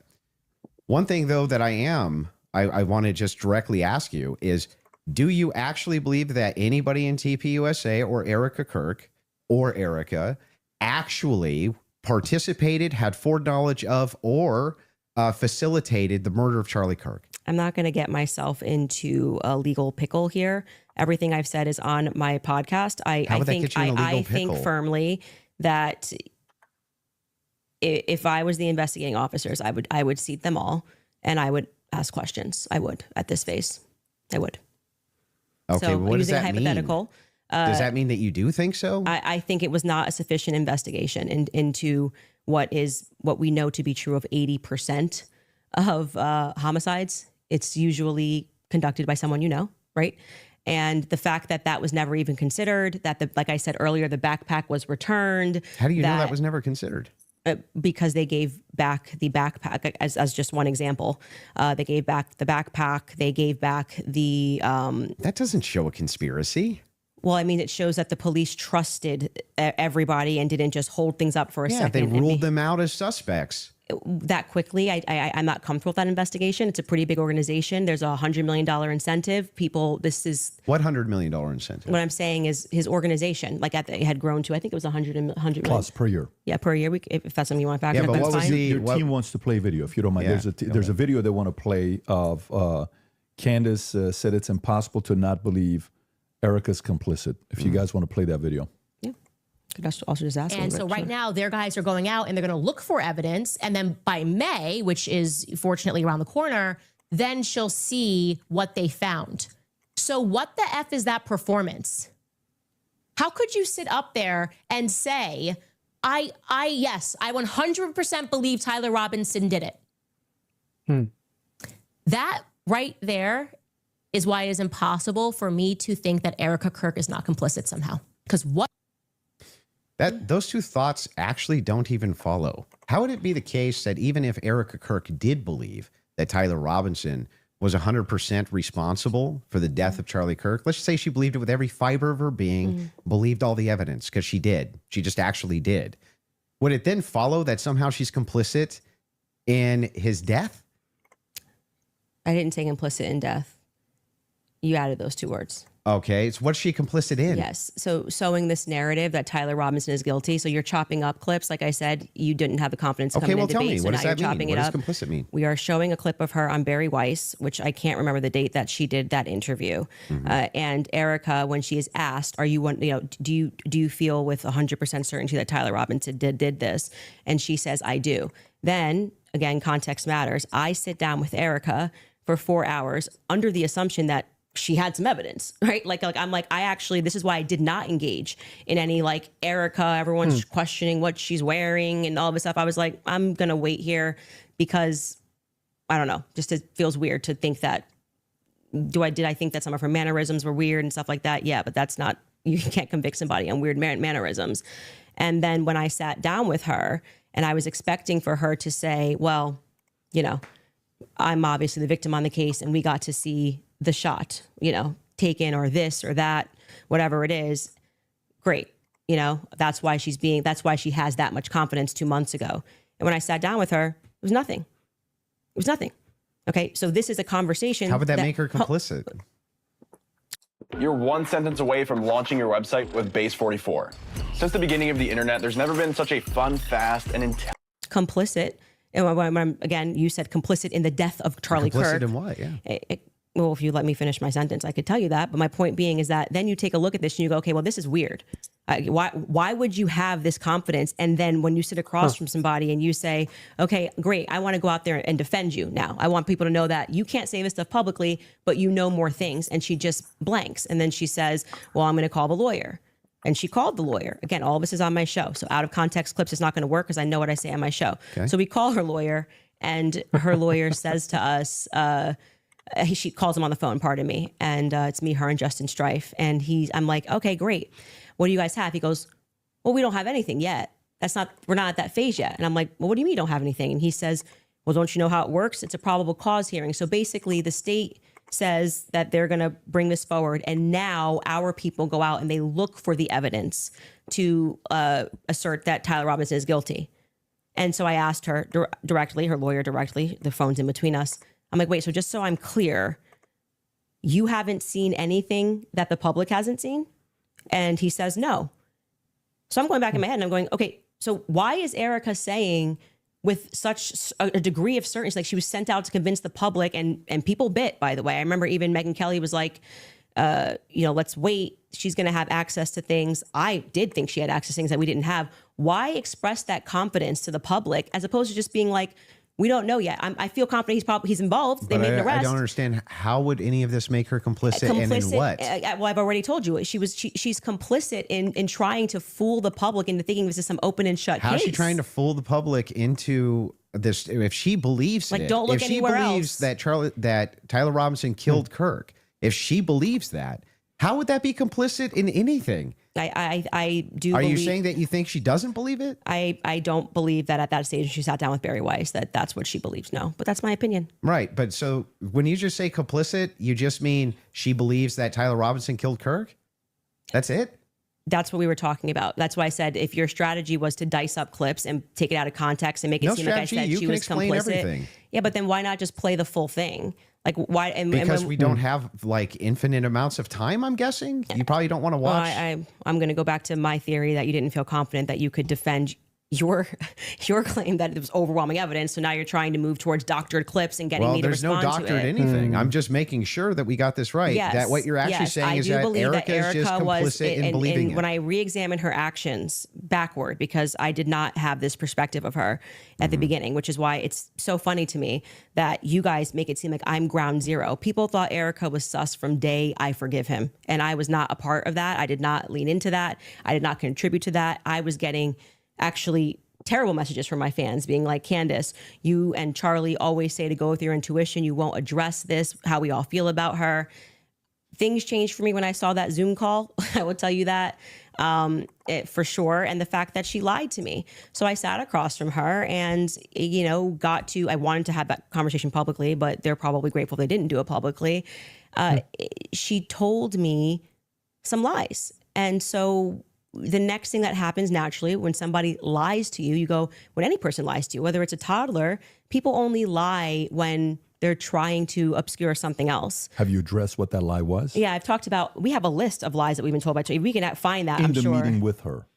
Well, no, I didn't want her to cage up. I didn't want to do this, and because I didn't know what to expect. Like I didn't know if she was going to be like, I'm so overwhelmed with everything, you know, and I don't know who to trust at the organization, and I don't know what I'm doing. Like I didn't know. I didn't want to. Just out of curiosity, before anything happened with Charlie, how close were you and Erica? Not very close. So there's not a No. relationship. No, I would say it's totally normal. Like it's not like there was any issues at all. We were always nice to each other. It just is our life went to a different phase, right? So Charlie and I hitting the ground, running around, traveling 4 days a week. Now I get married. I find love of my life. I get married and I get pregnant. I haven't stopped being pregnant. And what you want out of life changes. You don't want to be running around for 4 days a week and traveling on a plane nonstop. You suddenly want to start building at home and live. I was desiring that suburban life. Did you guys ever do the double dates? You, George, her, and Charlie. Was there ever double dates between the four of you? I was engaged to George quickly. We were planning our wedding. I was kind of in my bubble with George. George traveled with me and Charlie, but Erica and him were just starting to date at the beginning of 2019. George and I were planning our marriage. So George really got to know Charlie. I wouldn't say that I really got to know Erica. I was just rooting for them because I knew how much Charlie wanted to, find love. And so I was kind of his wing woman. If you want to understand how things work, especially these days, this game is for you. You're not just playing. Throughout that phase, and I was just happy. And I never was under the impression, obviously, that they were going to get married when they were dating. So it wasn't like I was conscious, I really need to get to know this person. And so it was just kind of normal that by that time, because of where I was in my life, that I wasn't spending any time getting to know Erica per se. So the complicit part about Erica to you, is that a gut feeling? You think it transformed when she lied. You can take the lead. I'm just asking questions. Yes. Go for it. I actually I still don't understand what you think she's complicit in. Yeah. So when I say Erica's complicit, that's my opinion. When you tweeted Erica's too retarded to kill her husband, would you like to explain how you developed your evidence, your positive evidence for the fact that Erica was retarded? To get her to say something that all will women are retarded. put her in trouble. So you're allowed to just say stuff. Who knew? So and by the way, what dramatically transformed your opinion of Erica after going to the headquarters? Because you were pretty hostile about. I wasn't hostile towards them. You don't think calling somebody too retarded? No, come on. That's like normal tongue-in-cheek stuff for me online. Oh, you're being tongue-in-cheek. Usually when I call someone retarded, I'm being tongue-in-cheek, yeah. Like, for instance, you got supporters. I mean, if you want to use the same exact argument, you would take a supporter like Owen Benjamin. He called you bad names and called your husband bad names. You're just like, well, that's no biggie? I've never answered him on anything that he said. I'm saying that you now are her biggest defender. So do you still think I'm not her biggest defender? Do you still think she's too retarded? No. I didn't know Erica Kirk. I'd never met her before. Okay, but you had an issue with Turning Point being led by a bunch of fembots talking about the feminist angle. Still do. And then suddenly you go to the headquarters. Still think it's a terrible idea. You go into the headquarters. Now all of a sudden you've got text messages that you're sharing with them. You say that you and your wife are getting involved with management. No. I'm not involved in any management at Turning Point. Well, I'm pretty sure there is a clip of you where you say that your wife went to their recent conference and sat down. And then when you were on Joe Rogan. No. Hang on. I'll explain what happened just so that you understand. Yeah. So I was invited there to do some debate training. That's literally what I was invited there to do on recommendation. So I went down and did some debate. That's the first time I ever met anybody at TPUSA. Okay. And then you said you sat down with Erica. Well, I didn't sit down to her. I talked to her in a hallway. So you didn't sit down and speak with Erica? No, I didn't have like some sit down long conversation. We talked in a hallway. Okay. Is that when you gave her the hug? Yeah, gave her the hug right there. My wife did too. We were both very sorry for what happened. Okay, so at what point did you start receiving text messages from that you cited in your opening statement? I just reached out to TPUSA and said, I'm prepping for a debate. Is there anything that's pertinent that I can use here? Do you find it interesting that people have been asking for, basic answers to questions and You're saying that you walked into their headquarters and reached out and they instantly... It's amazing, isn't it? If you reach out in good faith and you're not demonizing them and saying that they're complicit in the murder of people's deaths, that perhaps they're actually willing to release things to you that are pertinent, other than thinking that, perhaps you're diabolical. Well, I don't know. I feel like if I was going to release that information, I didn't demand that it be released to me. I actually never demanded that it be released. I just simply said that this is what was going on in the last 48 hours.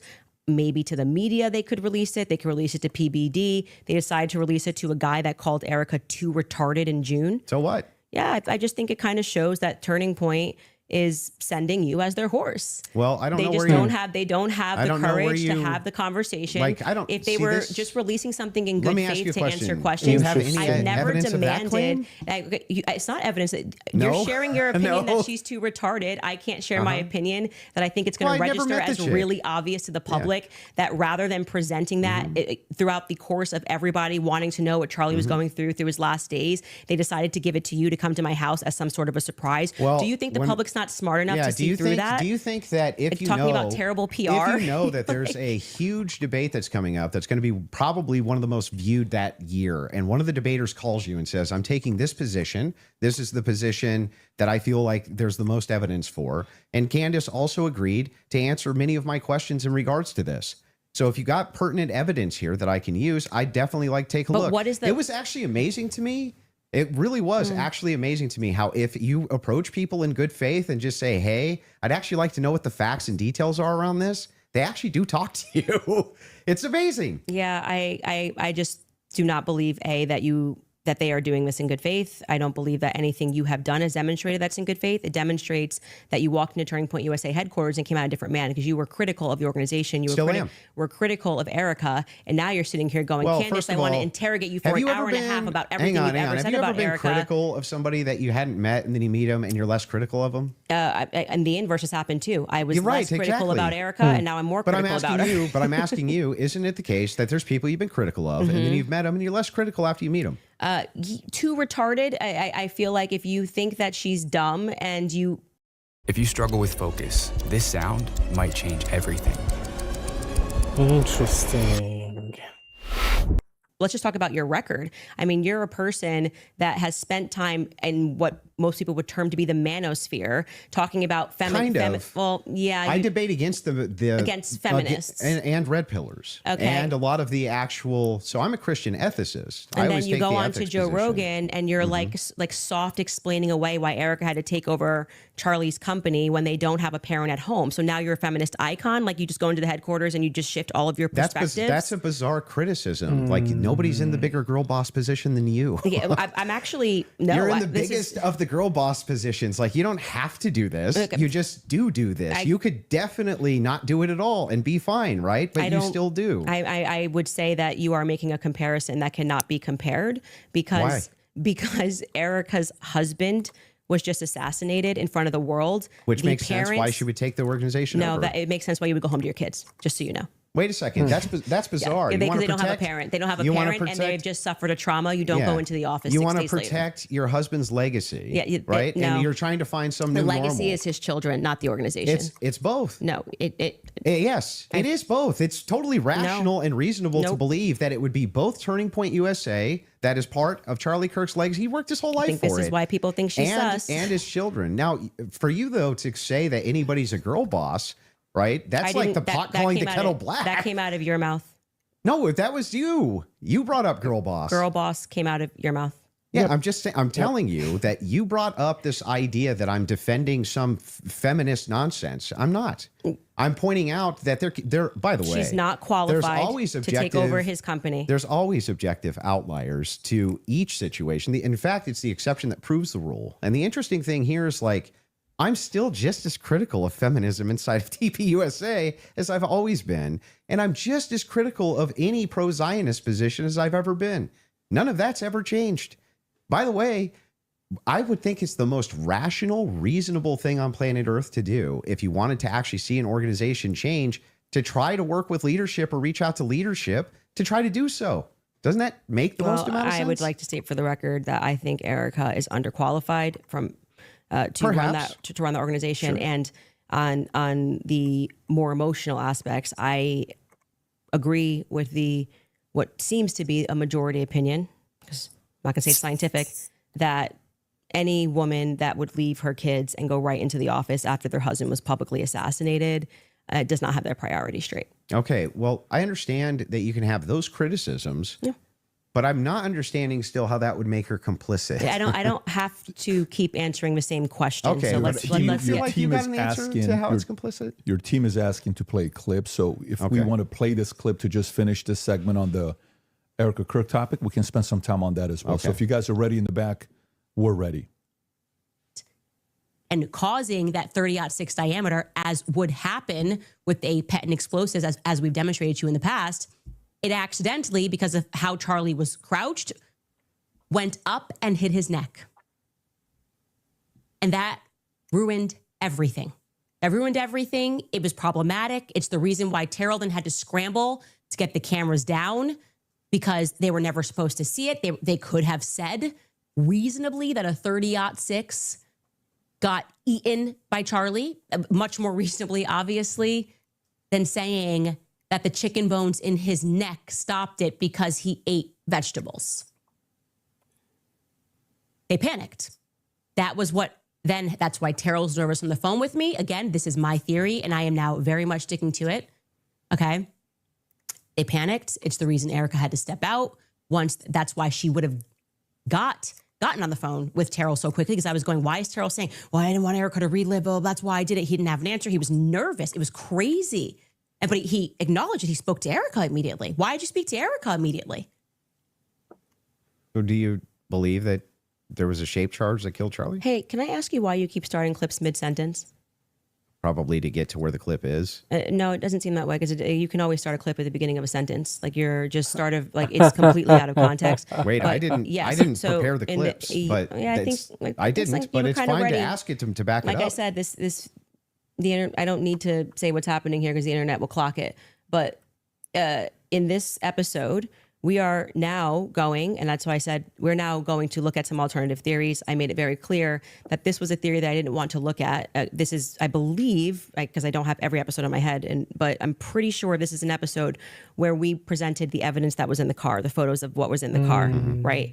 And so we are now inferring off of what we see in the car that this very much... Man. She does seem like she's a little bit exhausted, and I can understand. She fights for what she believes, and it was her friend. And for Andrew to try and corner her, to say something that will put her into trouble.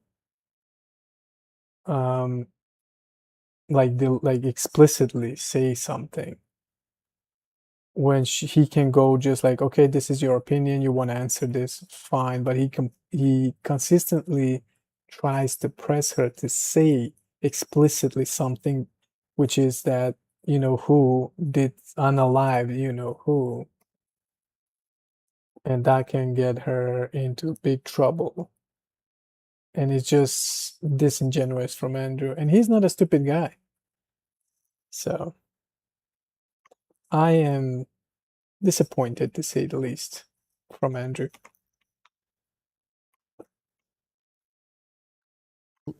See a bunch of shattered Rode microphone, which was an early theory that I was actually interested in, but couldn't really wrap my head around what was the shape charge explosive. As I say at the beginning of the episode, it was just not my expertise. And I was concerning myself with timelines and stories and statements that didn't make sense. Without question, Terrell Farnsworth is someone who made me think that we were missing a big part of the story. So I'm walking them through John Bray's theory. If we started to insert what we are actually observing with the evidence that we're taking a look at and what took place that day. So we're completely in the hypothetical right here. And you're now introducing this. If that's the case, if you're just hypothetically exploring it, that's why I'm just asking directly. Yes, but that's obvious when you watch this episode. So that's why it feels like I'm in the middle of an interview with CNN when they pull up random clips and they're like, what's this? What's this? You watch the episode, you know what it is. I'm just trying to make sure. Do you think that your alternative theory Do I you think John believe- Bray's theory should be explored. Yes. Okay. Do you think that Charlie Kirk was killed with an explosive? I think that is a possibility. Yes. Okay. And it good. should be explored. He's done a lot of work on it. John Bray has done good work, and I think that that's why that theory is now starting to gain steam since we released the second set of the photos of what was in the car.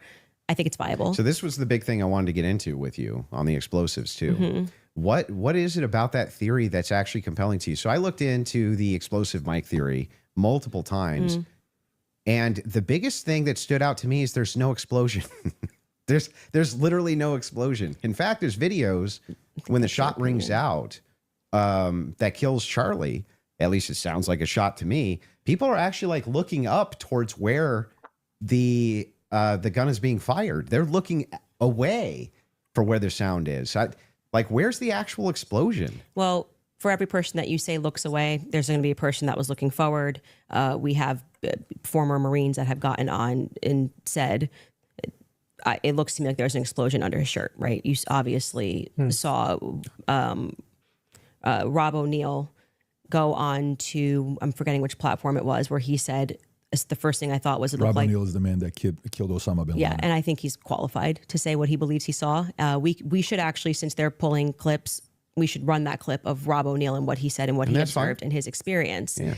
So I'm going to take that. And also there were people who immediately spoke to the media that day who said the same thing, that they thought that something happened under his shirt. That was actually, if you go back to like my first episode when I was just observing what I saw with my eyes, I was asking the serious question. I was seriously saying, why is it like somebody shot him from underneath? Why is his shirt moving first? That doesn't make sense to me.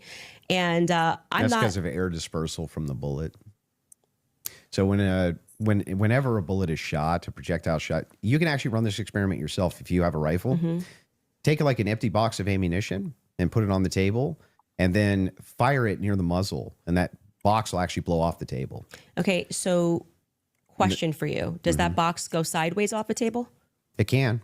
It can. Yeah, it can. It depends on the dispersal. You 3,000 pounds of energy or 2,000 pounds of energy coming at you. That's how much it carries. Well, it's not 30-06. 2,000 pounds of energy. Well, we can fact check that. That's- How many pounds of energy is it? A 30-06 being shot 150 yards away. That's a great question for Grok. I'm going to say when we looked at it, it was between 1,500 and 2,000. I'm pretty sure pounds of energy coming at you, and you just go upward and to the side. I don't really buy that. I'm going to just say I just think that that's not possible. It doesn't go through on top of that. So there's another miracle. You didn't get blown backwards. It didn't go through. But I also want to say that you're saying this can happen, and Rob O'Neill is infinitely more qualified, I think, to speak on that. Why? And because he's actually shot and killed people. Why would that have anything to do with anything? Because did he slow down all the videos of the people he shot to see if their clothes moved? Well, why are you able to assert your position as a fact? Because I'm gonna tell you how projectiles work. He's not even gonna I guarantee you, this guy's not even gonna disagree with what I'm about to say. If it is the case that you have energy, I dare you to let me build you a completely free e-commerce store, preloaded with, and you have mass, and the mass is moving in the air has to go somewhere. It doesn't have a choice. I think you're totally BSing right now, man. Not only am I not BSing, I'm telling you the truth. If a bullet is moving in air, air has to move out of way of bullet. But maybe not at the bottom of a shirt here. I don't know. I disagree with that. I'd like to say, for the record, I've watched some of you do these sorts of things where you assert something with a lot of confidence, and you can fact check it. Fact check if bullets displace air. Not about whether it displaced air. It's where it dispersed the air. Underneath his shirt here. It's not underneath the shirt. A bullet's this big, and you're telling me it's going to hit his neck. Candace, and then it's not underneath it is beneath the his shirt. The it shirt starts puffs. up here, and the collar's moving, and then you see the wave here as he's moving backwards. No. Yeah. That's not true. It's not. And we obviously can't show that clip. I disagree with you. Okay, I understand you can't show it for TOS purposes. Exactly. That's fine. I disagree with you. People can go watch and make up their own minds. We don't need to debate it. Whether or not that was the first thing I said was, why is his shirt moving first? That didn't make sense to me. It almost looks just like this. It goes across. His necklace breaks first before Charlie even reacts. If you watch it in slow, his necklace breaks first, which I thought was very odd. And then you see a puff here, and then the next thing you know, there's the entry wound on his neck. I would not confidently assert that I see smoke. I've never said it on my platform. Do you think that an explosion generally has smoke? I don't think that there's any quality version of video that would get us to be able to answer that question other than Terrell's 4K footage that he has from the front. So there's a lot of, if you look at the Israeli pagers, it's assumed that it's a similar, if not the same type of explosive that was used inside the pagers that would have been used inside of this road mic. I think that you should, since you love debating, you should debate someone like John Bray, who's worked on that theory for 11 months and ask those sorts of questions of how a shaped charge would work. I presented the evidence of what was in the car. And I also, at that episode that you're clipping, said John Bray has done an unbelievable amount of work on this. And I think he has debated a ton of people, actually, regarding this topic. So that's the route that I would send you on. For the purposes for the purposes of my show, I do believe, to answer your question, that it is a hypothetical. I mean, that it is a theory that should be thoroughly explored. There's two clips your team wants to show. One of them is the Rob O'Neill clip, since we're on it. So if you guys are ready in the back before we go to ad break, if you want to pull it up, this is a good time to do so.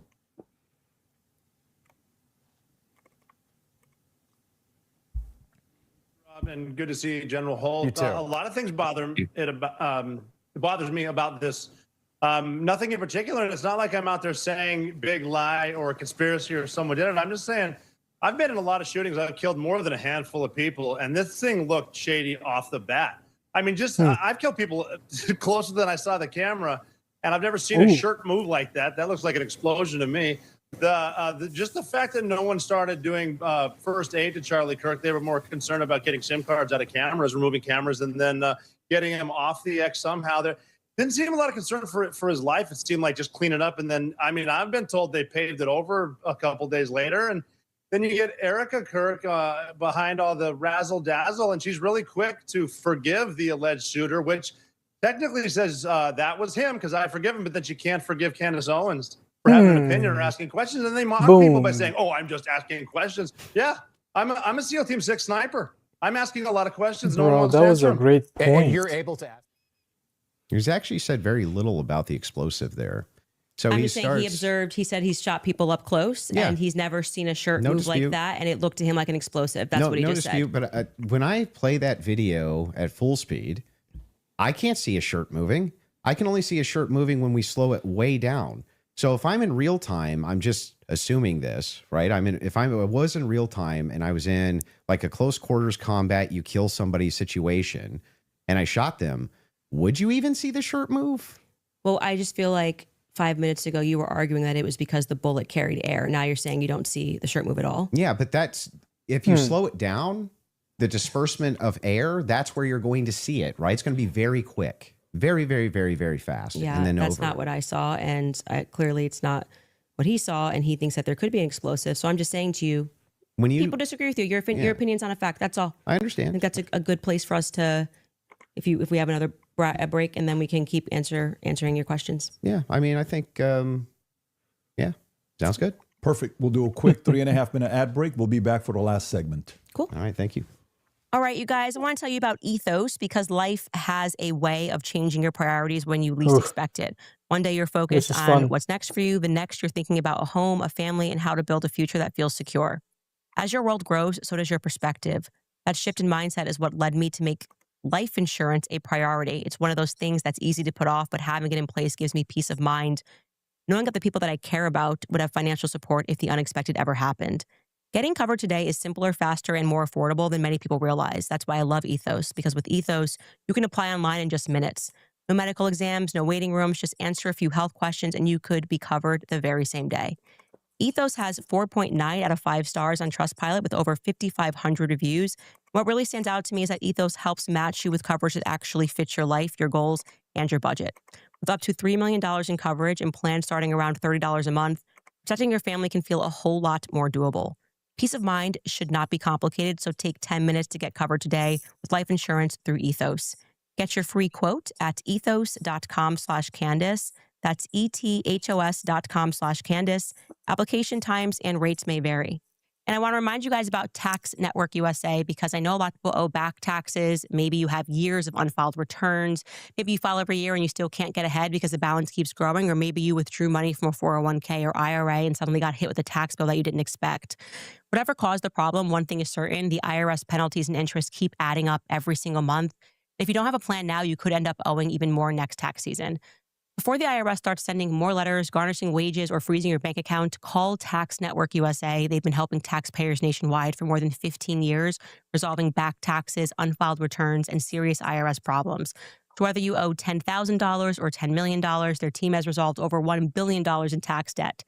Right now, they're offering a free IRS investigative call to find out exactly what you owe and what options you have to fix it. If you're running your own business, you need Symphony.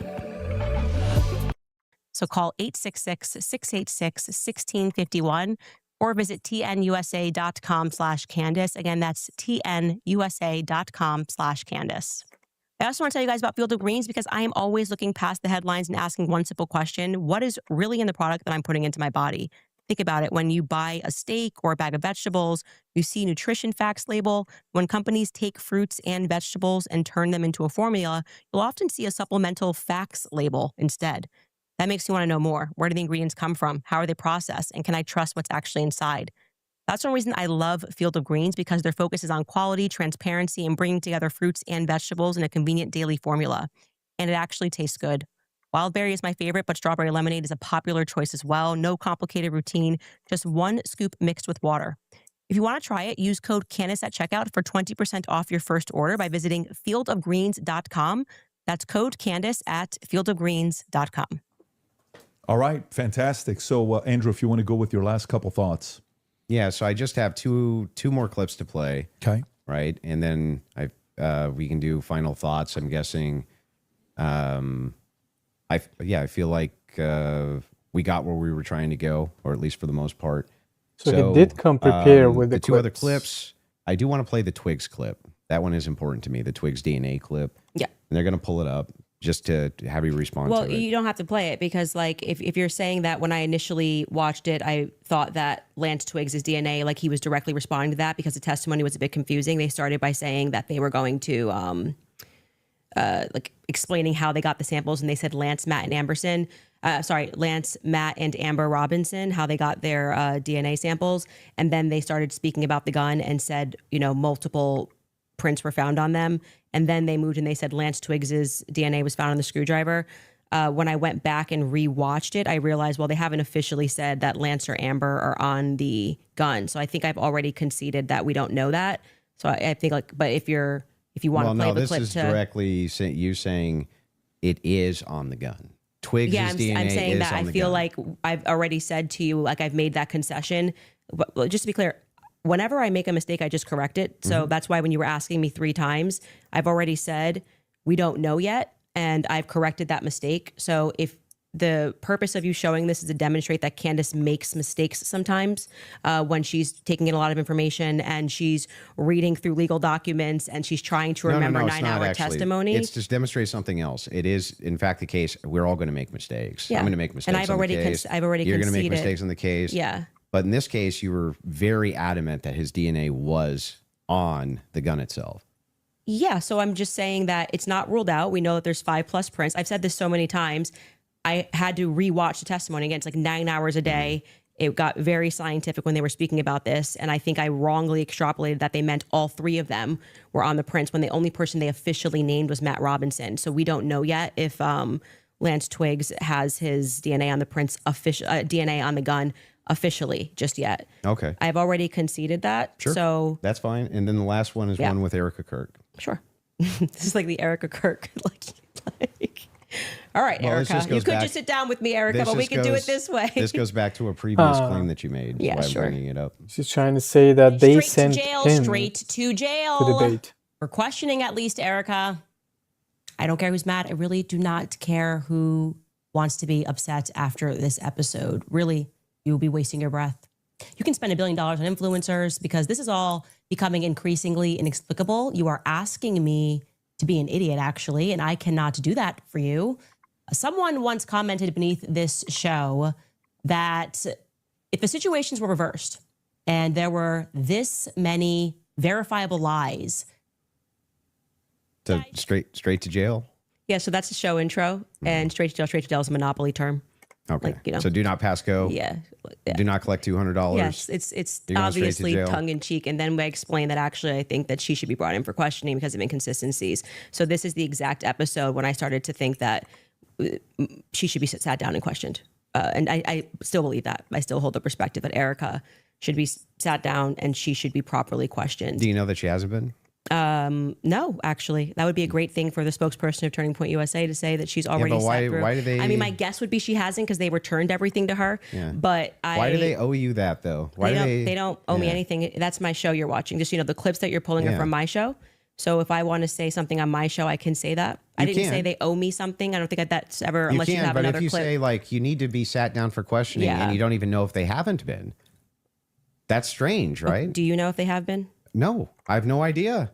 So you're just saying, what if they haven't been? Yeah, if you're just kind of filling the air. If your entire thing is, no, it's not junk. If the query is, why is it that Erica Kirk's not being sat down for questioning? But you have absolutely no knowledge whether or not she's been sat down for questioning or not. Let's say if she What that does is it creates an innuendo. It creates an inference. It's a red herring. Out to the ethos that this should be happening because something's wrong here, when you actually don't have the knowledge that anything's wrong at all. I just think that my opinion is that she should be sat down and questioned. Good, yeah. It's simple. I mean, he's just babbling at this point. But you're not sure if she hasn't been. Yeah, and you're not sure if she has been either. So, like I said, I feel like now you're just kind of filling the air with nonsense. Because Turning Point's like, we want to my make knowledge, sure that you go in there and you defend Erica. And I have to say, I don't think you've done an extraordinary job at that. But I'm not here to defend Erica. The thing is, though, is like that since 4 out of 5 of the clips that you had on the ready when we asked you guys ahead of time. I mean, I want to just assert how professionally we have dealt with this debate. As you can see, we have not planned any gotcha clips for Andrew. I expressed to him that what we were going to do was just to use people for fact checks, and because I might not remember something, or I do remember something and you're saying no, and that is what I think will register to people as very fair. We did not take out of context clips of Andrew to try to expressly said that I was going to bring claims. We did not. Right? No, when you said you were going to bring claims that you would want me to speak to, you didn't say I intend on sitting you down with out of contexted clips to which we said to you before in an email. Any clips that you want to share with us, send it over. Let's assert a debate claim so that we can both be ready to respond to it. That's not really what happened. Well, what didn't happen? The way that you're framing the exchange, that's not actually what happened. We were negotiating. It is true we negotiated out the claim itself, right? Which one's going to take which position. I wanted to make sure that I had at least an hour and a half on mine, and you got the time for yours to question me. We did. We got through your hour and a half on mine, roughly an hour and a half now on mine.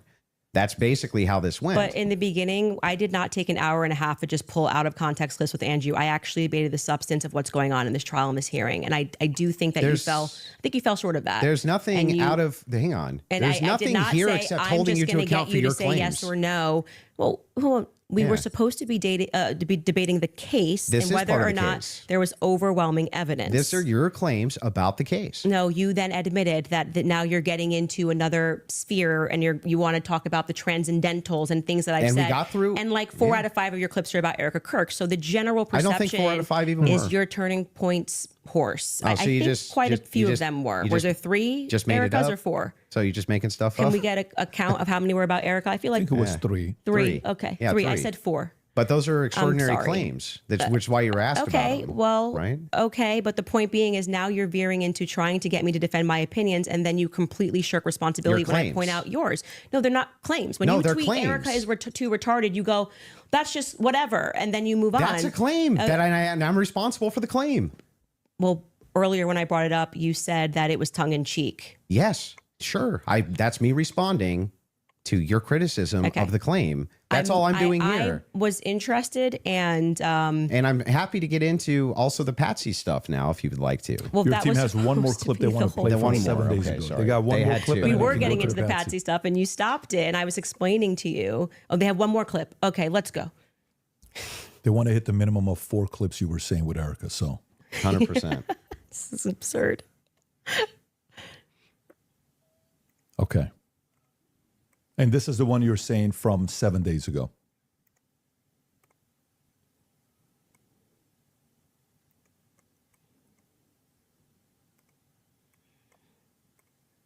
Okay. While they're looking for that, do you want to continue? Yeah. I mean, can I ask a question? I know it's been, or like, can I ask a question? Or are we not really? I'm just gonna. Okay. We're going to hold to the actual contract itself. The contract does not say that you are allowed to just question me without me being able to respond to you. I've never said you can't or have respond. a conversation. You've been able to respond to every question I've asked you. And by the way, the other thing is like, let's have it your way. I want it to look like still happy we've to have done the everything debate. Andrew wanted to, so that people can fairly assess the situation. So you have it your way. I will not ask a question. Totally fair with me. So are you good with her asking a question or no? He said no. Waiting for the clip. Okay. So you want to wait for the clip first. Okay. You guys have it in the back? Okay, beautiful.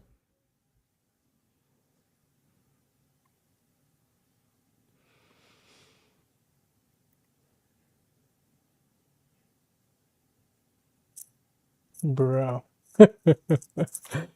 This is You need the Jeopardy Your team thing. told me they had it. So That's what I heard. Okay, there we go. come on, guys. Did this crime. Okay? Because Lance I can't Twiggs hear this. My has thing his went out. Just DNA tell me what on it the said. towel. It's fine. Lance Twiggs has his DNA on the rifle. Lance Twiggs And to has be his clear, DNA on the Lance rifle. Twiggs' I've said this DNA 4 times, was but I don't not know why they as feel like they need degraded to- as Tyler Robinson's DNA was on Tyler's rifle. It's Tyler's rifle. Oh, you but also Lance's said, it's DNA not as degraded on the rifle. Yeah, because I thought he was one of the things, but I've already that's what I mean when I say that. Like, it just seems like you're not actually here trying to engage, because even before you got to this, and I knew that you had some secret clip planned, I said to you, when I rewatched the testimony, I realized that they didn't explicitly say Lance Twiggs. They said 5 other profiles were on it, and that his was the most degraded. So I hope your team feels fulfilled in playing that. Is there any more? I'm happy to play every clip that he has on the ready. Anybody? You said you had some new evidence at the beginning of the Oh yeah, debate we should you had show that something text new. message that you read, Did you just wanna because share I that? think that's important for the public. You shared it out of context. I'll do it on my show. I'll share the text So you're going to message. read it on my show, but not show it. Correct. Okay. So I'll show it on my show, but that's what I'll do. I'll show it on my Can show. I ask why? Well, because I want to drip out the evidence. You know, that's got to drip out that evidence, keep people coming back for the show, right? I don't know if snark serves you so well. I'm just saying, like, yeah, I'll release it there. Yeah, that's my intention. But yeah, I'm fine with closings if you want to do closings. Well, I also would just, if I may ask a question, is that permitted? Go ahead. Just so I also have clarity, since your basis has been evidentiary, you keep saying that you have evidence, or like you are following evidence. Which one of the charges against, or all of them, do you think Tyler Robinson is guilty of? Your day-to-day covered with Base 44 super agents. Your life is chaotic. Interesting. Set up a personal assistant in a That's click. a good question. The specific charge? Yeah. Yeah. So what I think is that Tyler Robinson shot Charlie Kirk. Yeah, but of the 7 charges that he's being charged. Yeah. Can we list them real quick? I'll tell you exactly which ones. We'll pull them up. Well, do you know any of the charges that he's up for right now? Yeah, of course. But I want to make sure that we have them listed. Yeah, but like can you name one? Because my general perspective is that you don't actually care about this case. Good. You're not following Is that the case. it? That's the Yeah. question. You're just Yeah, not following actually, it that's a enough? good Seems question. pretty, like, if you're going to engage and you're going to say the evidence is overwhelming that Tyler Robinson is guilty, Right. I just think that you should, All like, right. can you tell me one Then let's do the charge counter. that he's... You can really, hang on. This is a great gotcha. No. You just got to ask me, play Yeah. clips out of context, Yeah, put me yeah. in the hot seat. So Mhm. please just Yeah. answer the This question. is fair. Can Name you all name 7 since you've been following the case. Okay, sure. You Go name ahead. you name one. Yeah, you named all 7. I'm happy to do that, but can you name one? I think he's been charged with murder. That's actually incorrect. Okay, great. Now name all 7. He doesn't even. This is like. Name all 7. And I. Can I you think name I- all 7? I can't. Why Then do it. she asked you? Sure, bro? you don't have to Do put it. your. No, do it. I'll Jeez. count them. Go ahead. You don't have Name to put 'em. your fingers up. I Okay, can do hang on. that. Name them. Yeah, sure. Name them. The first charge is aggravated murder, because that's what No, carries you the shouldn't death have sentence. told him that. You should have No, that's not. That grind. is literally not murder. You should have And so next- just for people, no, I don't have to do it in a time limit. There's nothing going on. And just to explain to people the difference of why that really matters and shows that he doesn't actually care about this at Yeah, all, yeah. is because aggravated murder, it's narrowly defined, Just and because avoiding it the carries question. a death sentence. I'm going to answer the question. Okay, You're I'm just going to waiting. recognize that your strategy of thinking that people are intimidated when you try to put a time constraint doesn't work, Yeah. and you'll be better the next time you debate I got someone. it. I got it. Give me the other ones. yeah.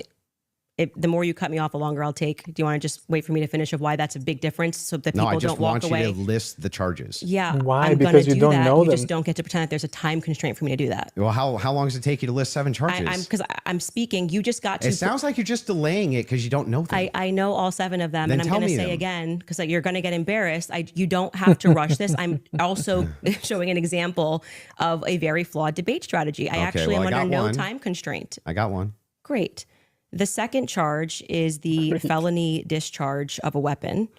The next 2 charges are for obstruction of justice. Okay. The next 2 charges are for witness tampering. And the What's final the specific charges, though?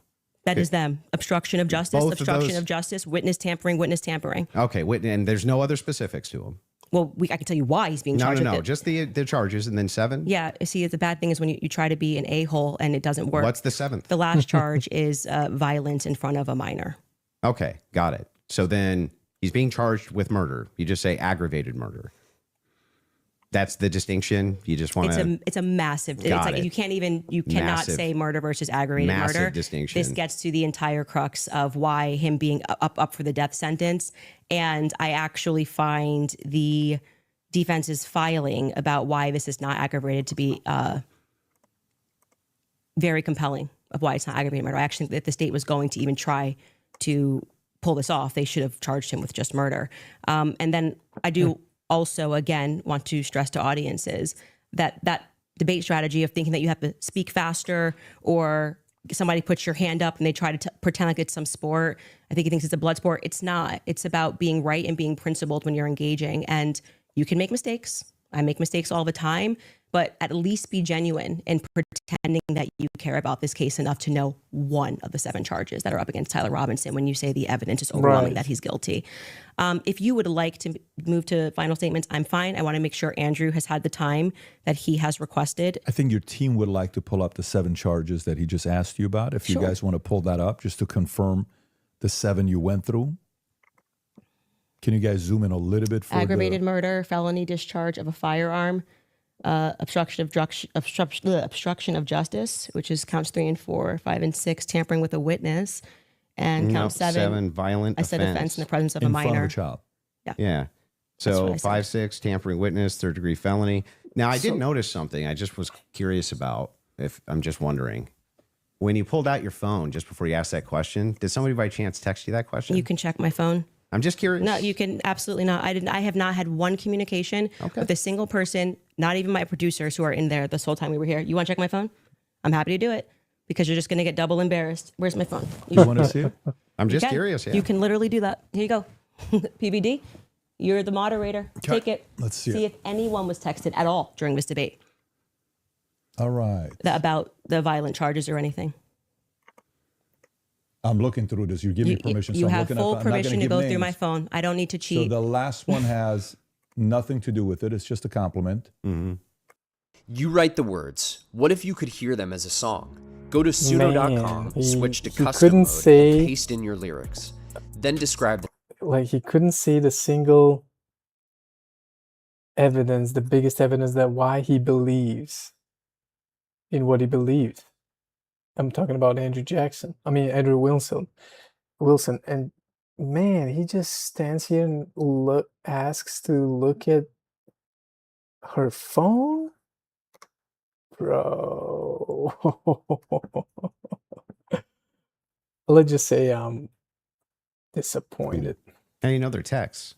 Could have been Telegram, could have been something. All like I that. have is Signal. You can check that too. I only have Signal. Telegram I used in Russia, and that was a download for I'll Russia. take your word for it. Yeah.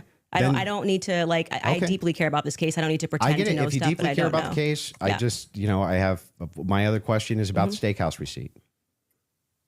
You just said that you were done asking all your Nothing, just so questions. you know, Yeah. nothing there. There. I don't Yeah. Do you need to have the that. steakhouse receipts? My question. I have said several times that I have never said I have the receipt for the steakhouse. I have said the person who's working on that story is going to be forthcoming with the receipt. And that was what I was responding to. And he then dropped the receipt. He redacted elements of it. And I said, stay tuned. He's the one working on that story. Okay. So you I never- haven't actually confirmed that Robinson was at that steakhouse. All I did, as I said earlier in this conversation, was I spoke to the owner when I broke that story. I think it was back in January. I spoke to the owner, understood what had happened, and that there was a receipt. that's it. That's the extent of what I shared is what happened. Okay, so to be clear, there's no receipt. No, I just said the opposite. I said there is a receipt. Well, you don't have a copy of the receipt. The receipt was published online. Yeah, right, with blurred out. The person working on this story that blurred that out is what I was referring to when I said stay tuned and keep following his stuff, because he went to go do what I hadn't done, which was he interviewed the actual server. So there's no evidence that Tyler was at that steakhouse? I would say the receipt with his debit card number, it would be some hard evidence if that I agree with that. Yeah, so that's it. But you're questioning me. But is there, as of right now... He paid, if you're asking me, did he pay with a credit or debit card? The answer is yes. No. Is there proof that that was actually his debit card that he paid with?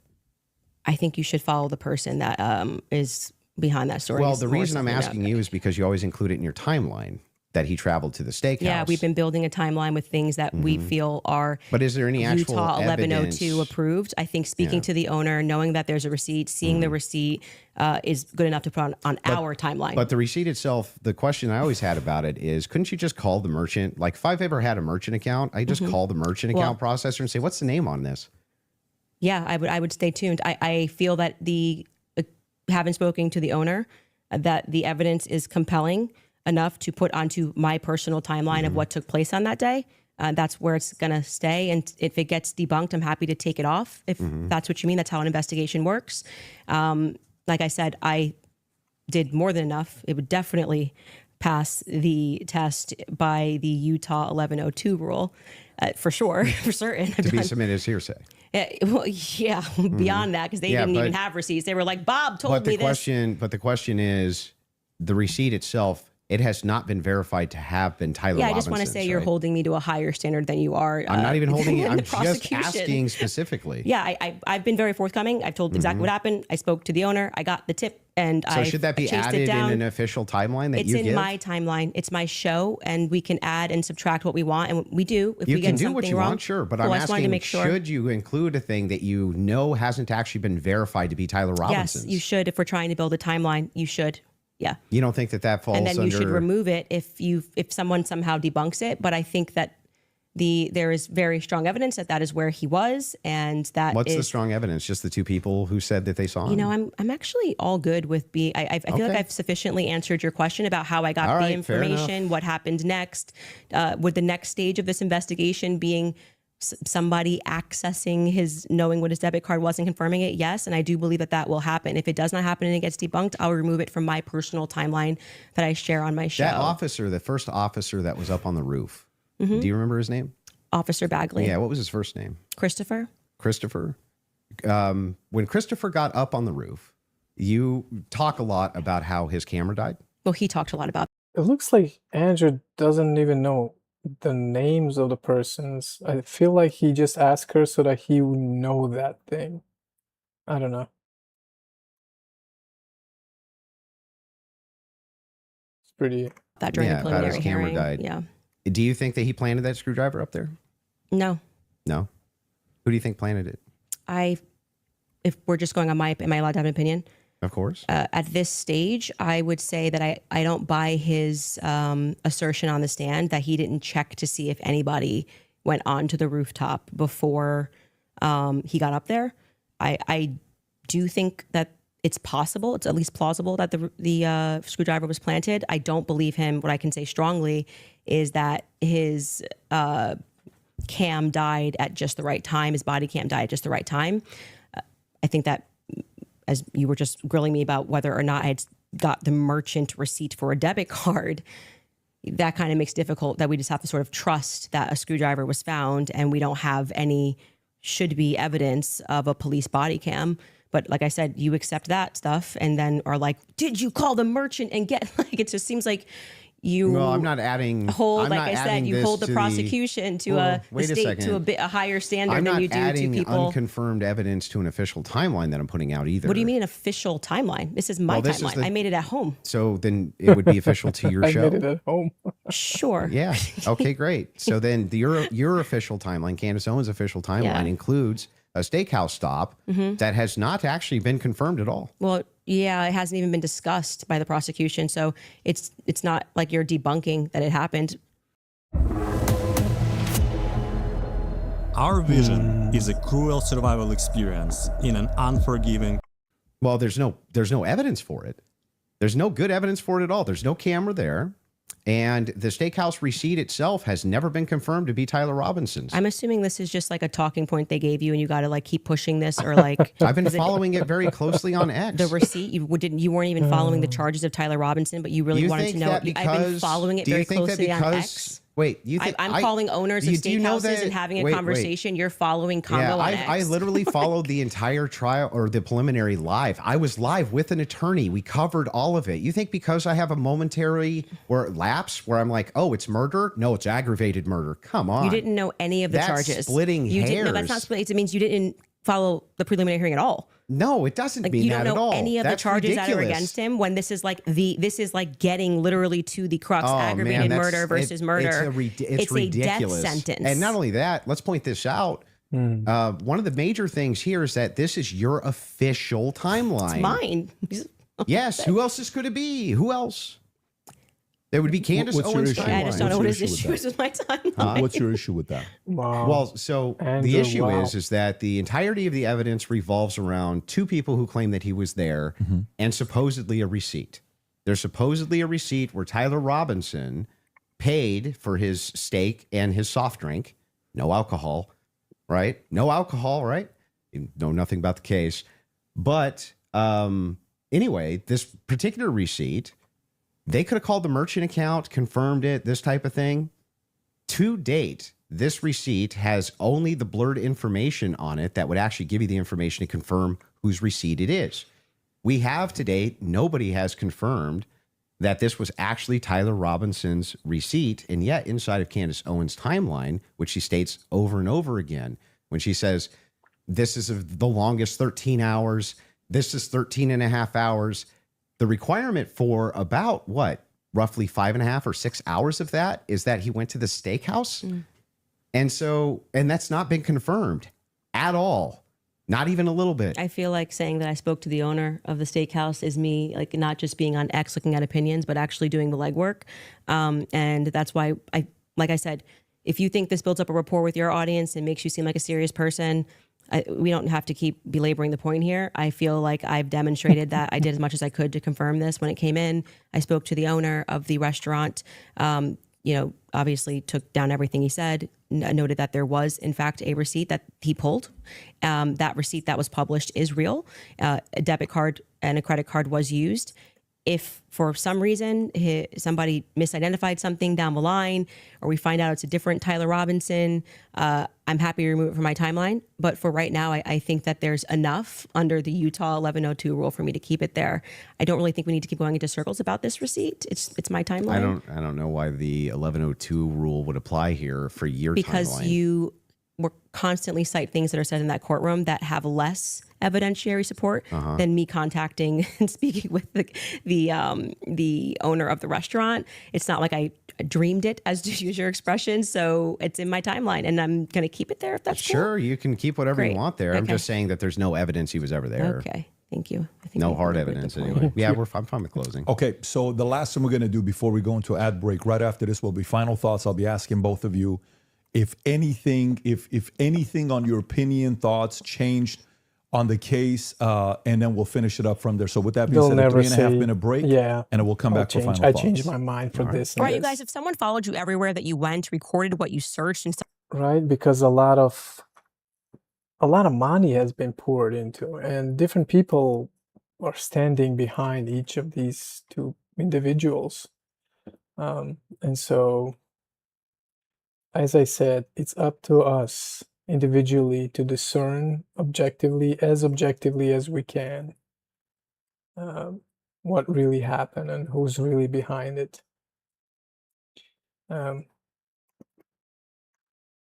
This is an interesting debate nonetheless. The best part is that you don't have to become a cybersecurity expert to use it. You can keep your phone number, you can keep your carrier, you can use your normal apps, call, text, take pictures, you get a normal smartphone experience, but with the privacy and security at the center of it all. The difference is the phone is built around your privacy rather than building a business around your data. So yank and bank your way over to zeroghost.com/Candace and use code Candace at checkout for $50 off your Ghost phone. That's zeroghost.com/Candace. Installment plans are available at checkout. I also want to remind you guys about American financing because it is no secret that everything is starting to feel a lot more expensive.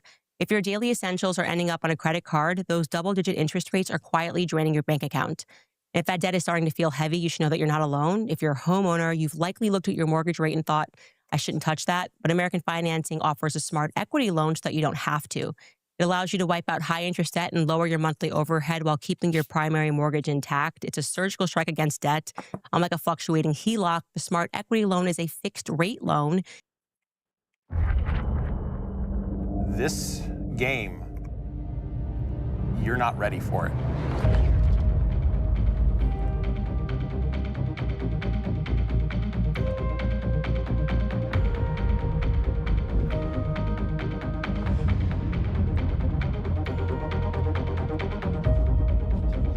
You're in the middle of this beautiful sci-fi environment.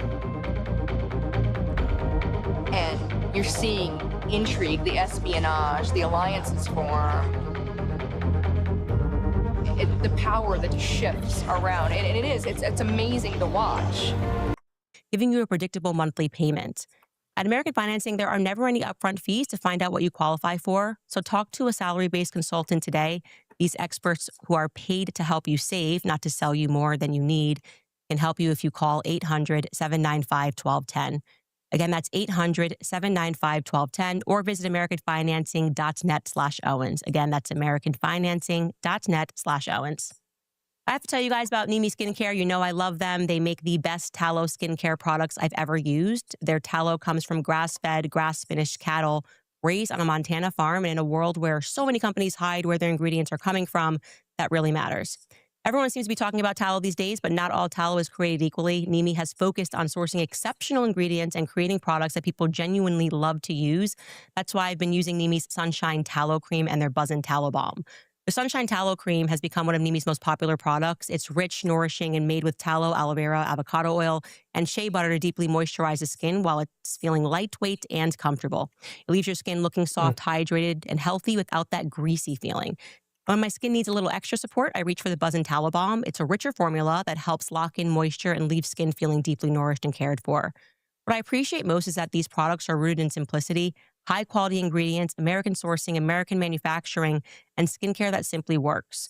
So if you've been curious about tallow skincare, now is the perfect time to try it. Visit NimiSkincare.com to save an additional 10% off your order with promo code Candace10 at checkout. Again, that's NimiSkincare.com, promo code Candace10 at checkout.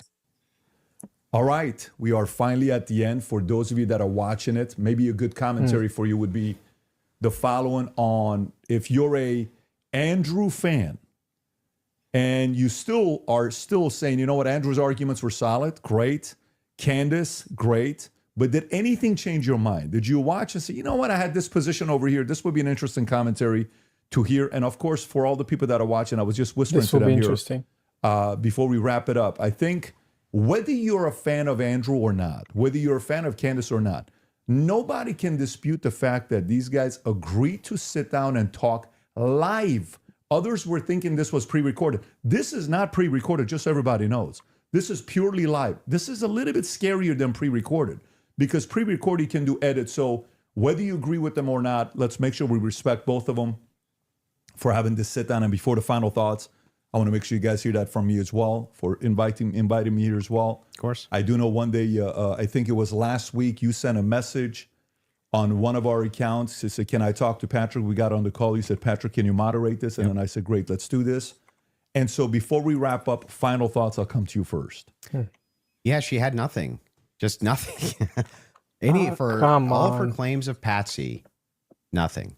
She didn't have a single claim. She didn't have a single solid piece of evidence. She had no positive evidence. Israel's involved in anything. I mean, everybody should get this and understand this. The point is not that she can have something as in hard evidence, as in proof. The point is to point to the inconsistencies and then move on from there so that we can get the real proof. And he's not look at him, he's sweating. He's a smart guy. He should know this. I know this, and I'm a relatively stupid guy. So this is disingenuous by him, and it's really, I'm disappointed by this guy. I mean, for some reason, he's choosing to take this side. He has his reasons, I guess. And it totally makes sense that he's sent by somebody. So I just wanted to point that out because this is too much, man. I mean, he's not a stupid guy. Thing. No positive evidence that France is involved in anything. No positive evidence TPUSA is involved in anything. No positive evidence that Erica Kirk is involved in anything. When I ask her about her claims about Erica Kirk, yeah, it's just funning. It's just funning, you know? Or, yeah, I do think that she needs to sit down and ask some questions, but, or answer some questions, but you know what? I don't even know if she has. Like, maybe she has. I have no idea. Yes, I'm going to have an official timeline with unconfirmed evidence. That's just precisely because she didn't know whether she sat down or not. She's saying that she should. I mean, it's a non-argument what he's just saying here. Not to mention that he didn't know a single biggest proof per him that proves the mainstream narrative. He didn't know. Like when Candace asked him, like, what is your overwhelming evidence to go with what you believe concerning the killing of, Charlie? He couldn't say. It's mind-boggling, man. Crazy. And he's here saying like how she doesn't have anything. It's fine. Hey, it's hearsay. If that's good enough for the state, it's good enough for me. But my biggest problem with the state is that they're admitting all this hearsay. It's like she's a contradiction machine. On top of all of this, the thing that I wanted to get out of this more than anything else was to just demonstrate one thing. Yes, it's true. I'm not perfect on the case. I'm not going to ever pretend that I am, and never did.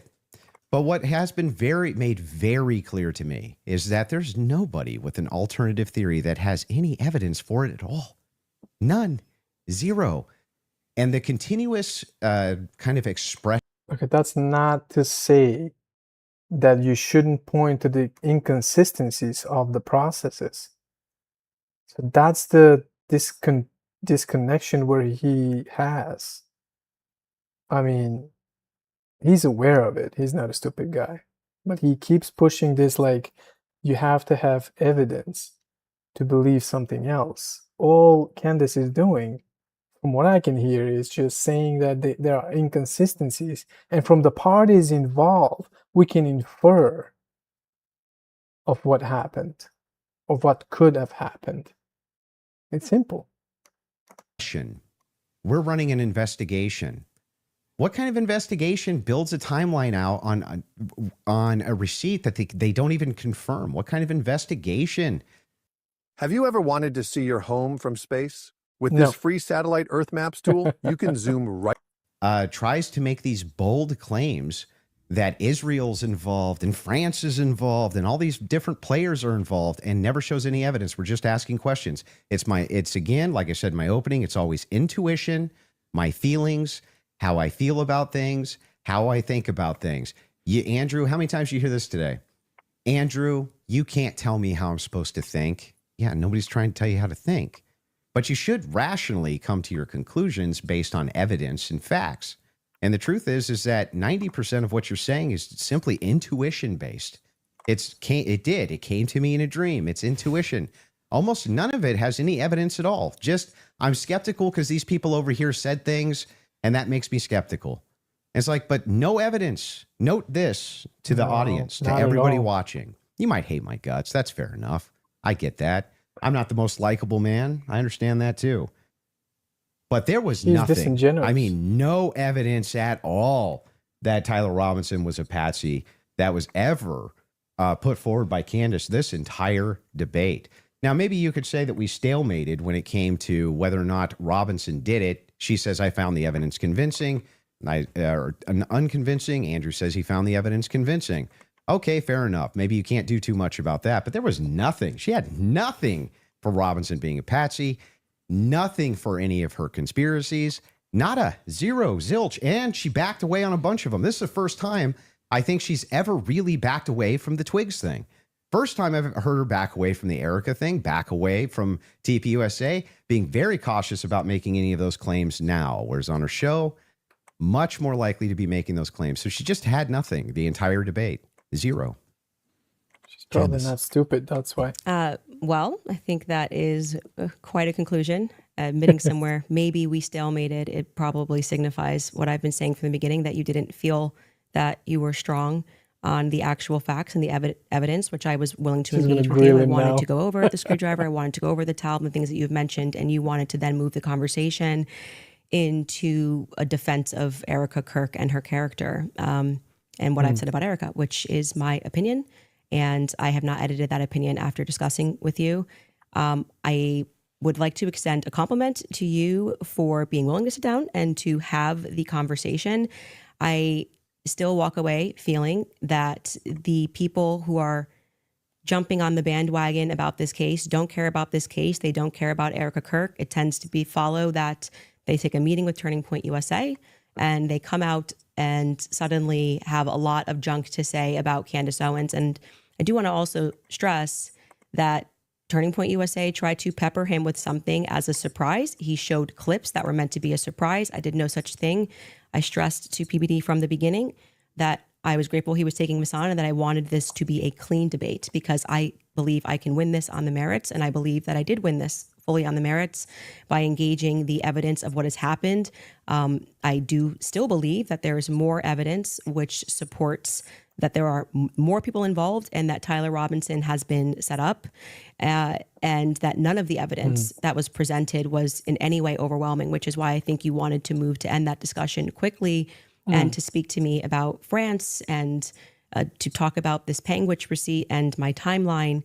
I want to remind people that a lot of the at-home investigators, which you were open to, as you called them, internet sleuths. I think it was on a show that you did right after Charlie was assassinated that internet sleuths would solve this. This is the reason why Charlie, a year on, is still a conversation every single day trending on Twitter. I knew Charlie. I cared about Charlie. I care about finding out what the truth is here. My heart is in the right place. I think anybody who watches my show or even just watched this debate knows that if I get something wrong, I'll instantly correct it and own it. I'm not arrogant. I don't need to sit here and pretend that I didn't misspeak on the Lance thing. It hasn't been ruled out. But you saw that he just really wanted to hammer that point. You know, part of being a well-meaning person is to concede when you are wrong, to take something off a timeline when you know it's not right. And I would like to think that that is why I have earned the audience that continues to follow me, because they know my heart's in the right place, that I deeply cared about Charlie and I deeply care about the answers. I want to thank Andrew's team who are providing the fact checks. It's a very small room that they're in. I want to, as always, thank my team who worked really hard to make this happen and flip this set. And to you, PBD, just for being a great moderator, I think very fair, letting us both speak and making sure that Andrew got out of this what he wanted, which was a little more than what I wanted. But I'm very content with how I dealt with this. And I trust, I don't need to convince the audiences with the magic trick of what they need to think about this debate. They can watch it and draw their own conclusions. Good. Beautiful. Fair from both of you. I think the audience won. And again, from the beginning, all of this is because of how much love and respect we have for Charlie Kirk, a great man that's no longer here with us. His 1-year anniversary is coming up here. I can't believe it's that quick that is here. The audience, I think you also won if you did. Support the Crucible, support the Candace Show, support the PBD Podcast, subscribe to the channel. This is how you help these voices get out even more, especially going into future when this happens. You want a lot of independent creators to have these types of discussions. And last but not least, the two of you, I respect you guys again for having this conversation. It is not easy to do so. Hopefully this will lead to more discussions. A lot of different things we talked about. I'm sure there will be a lot of follow-up. With that being said, take care, everybody. God bless. Have a great weekend. Bye. Well, that's all, folks. I really hope you enjoyed this and keep your emotions out of it as much as you can. Try to be as objective as you can and discern for yourselves. See ya.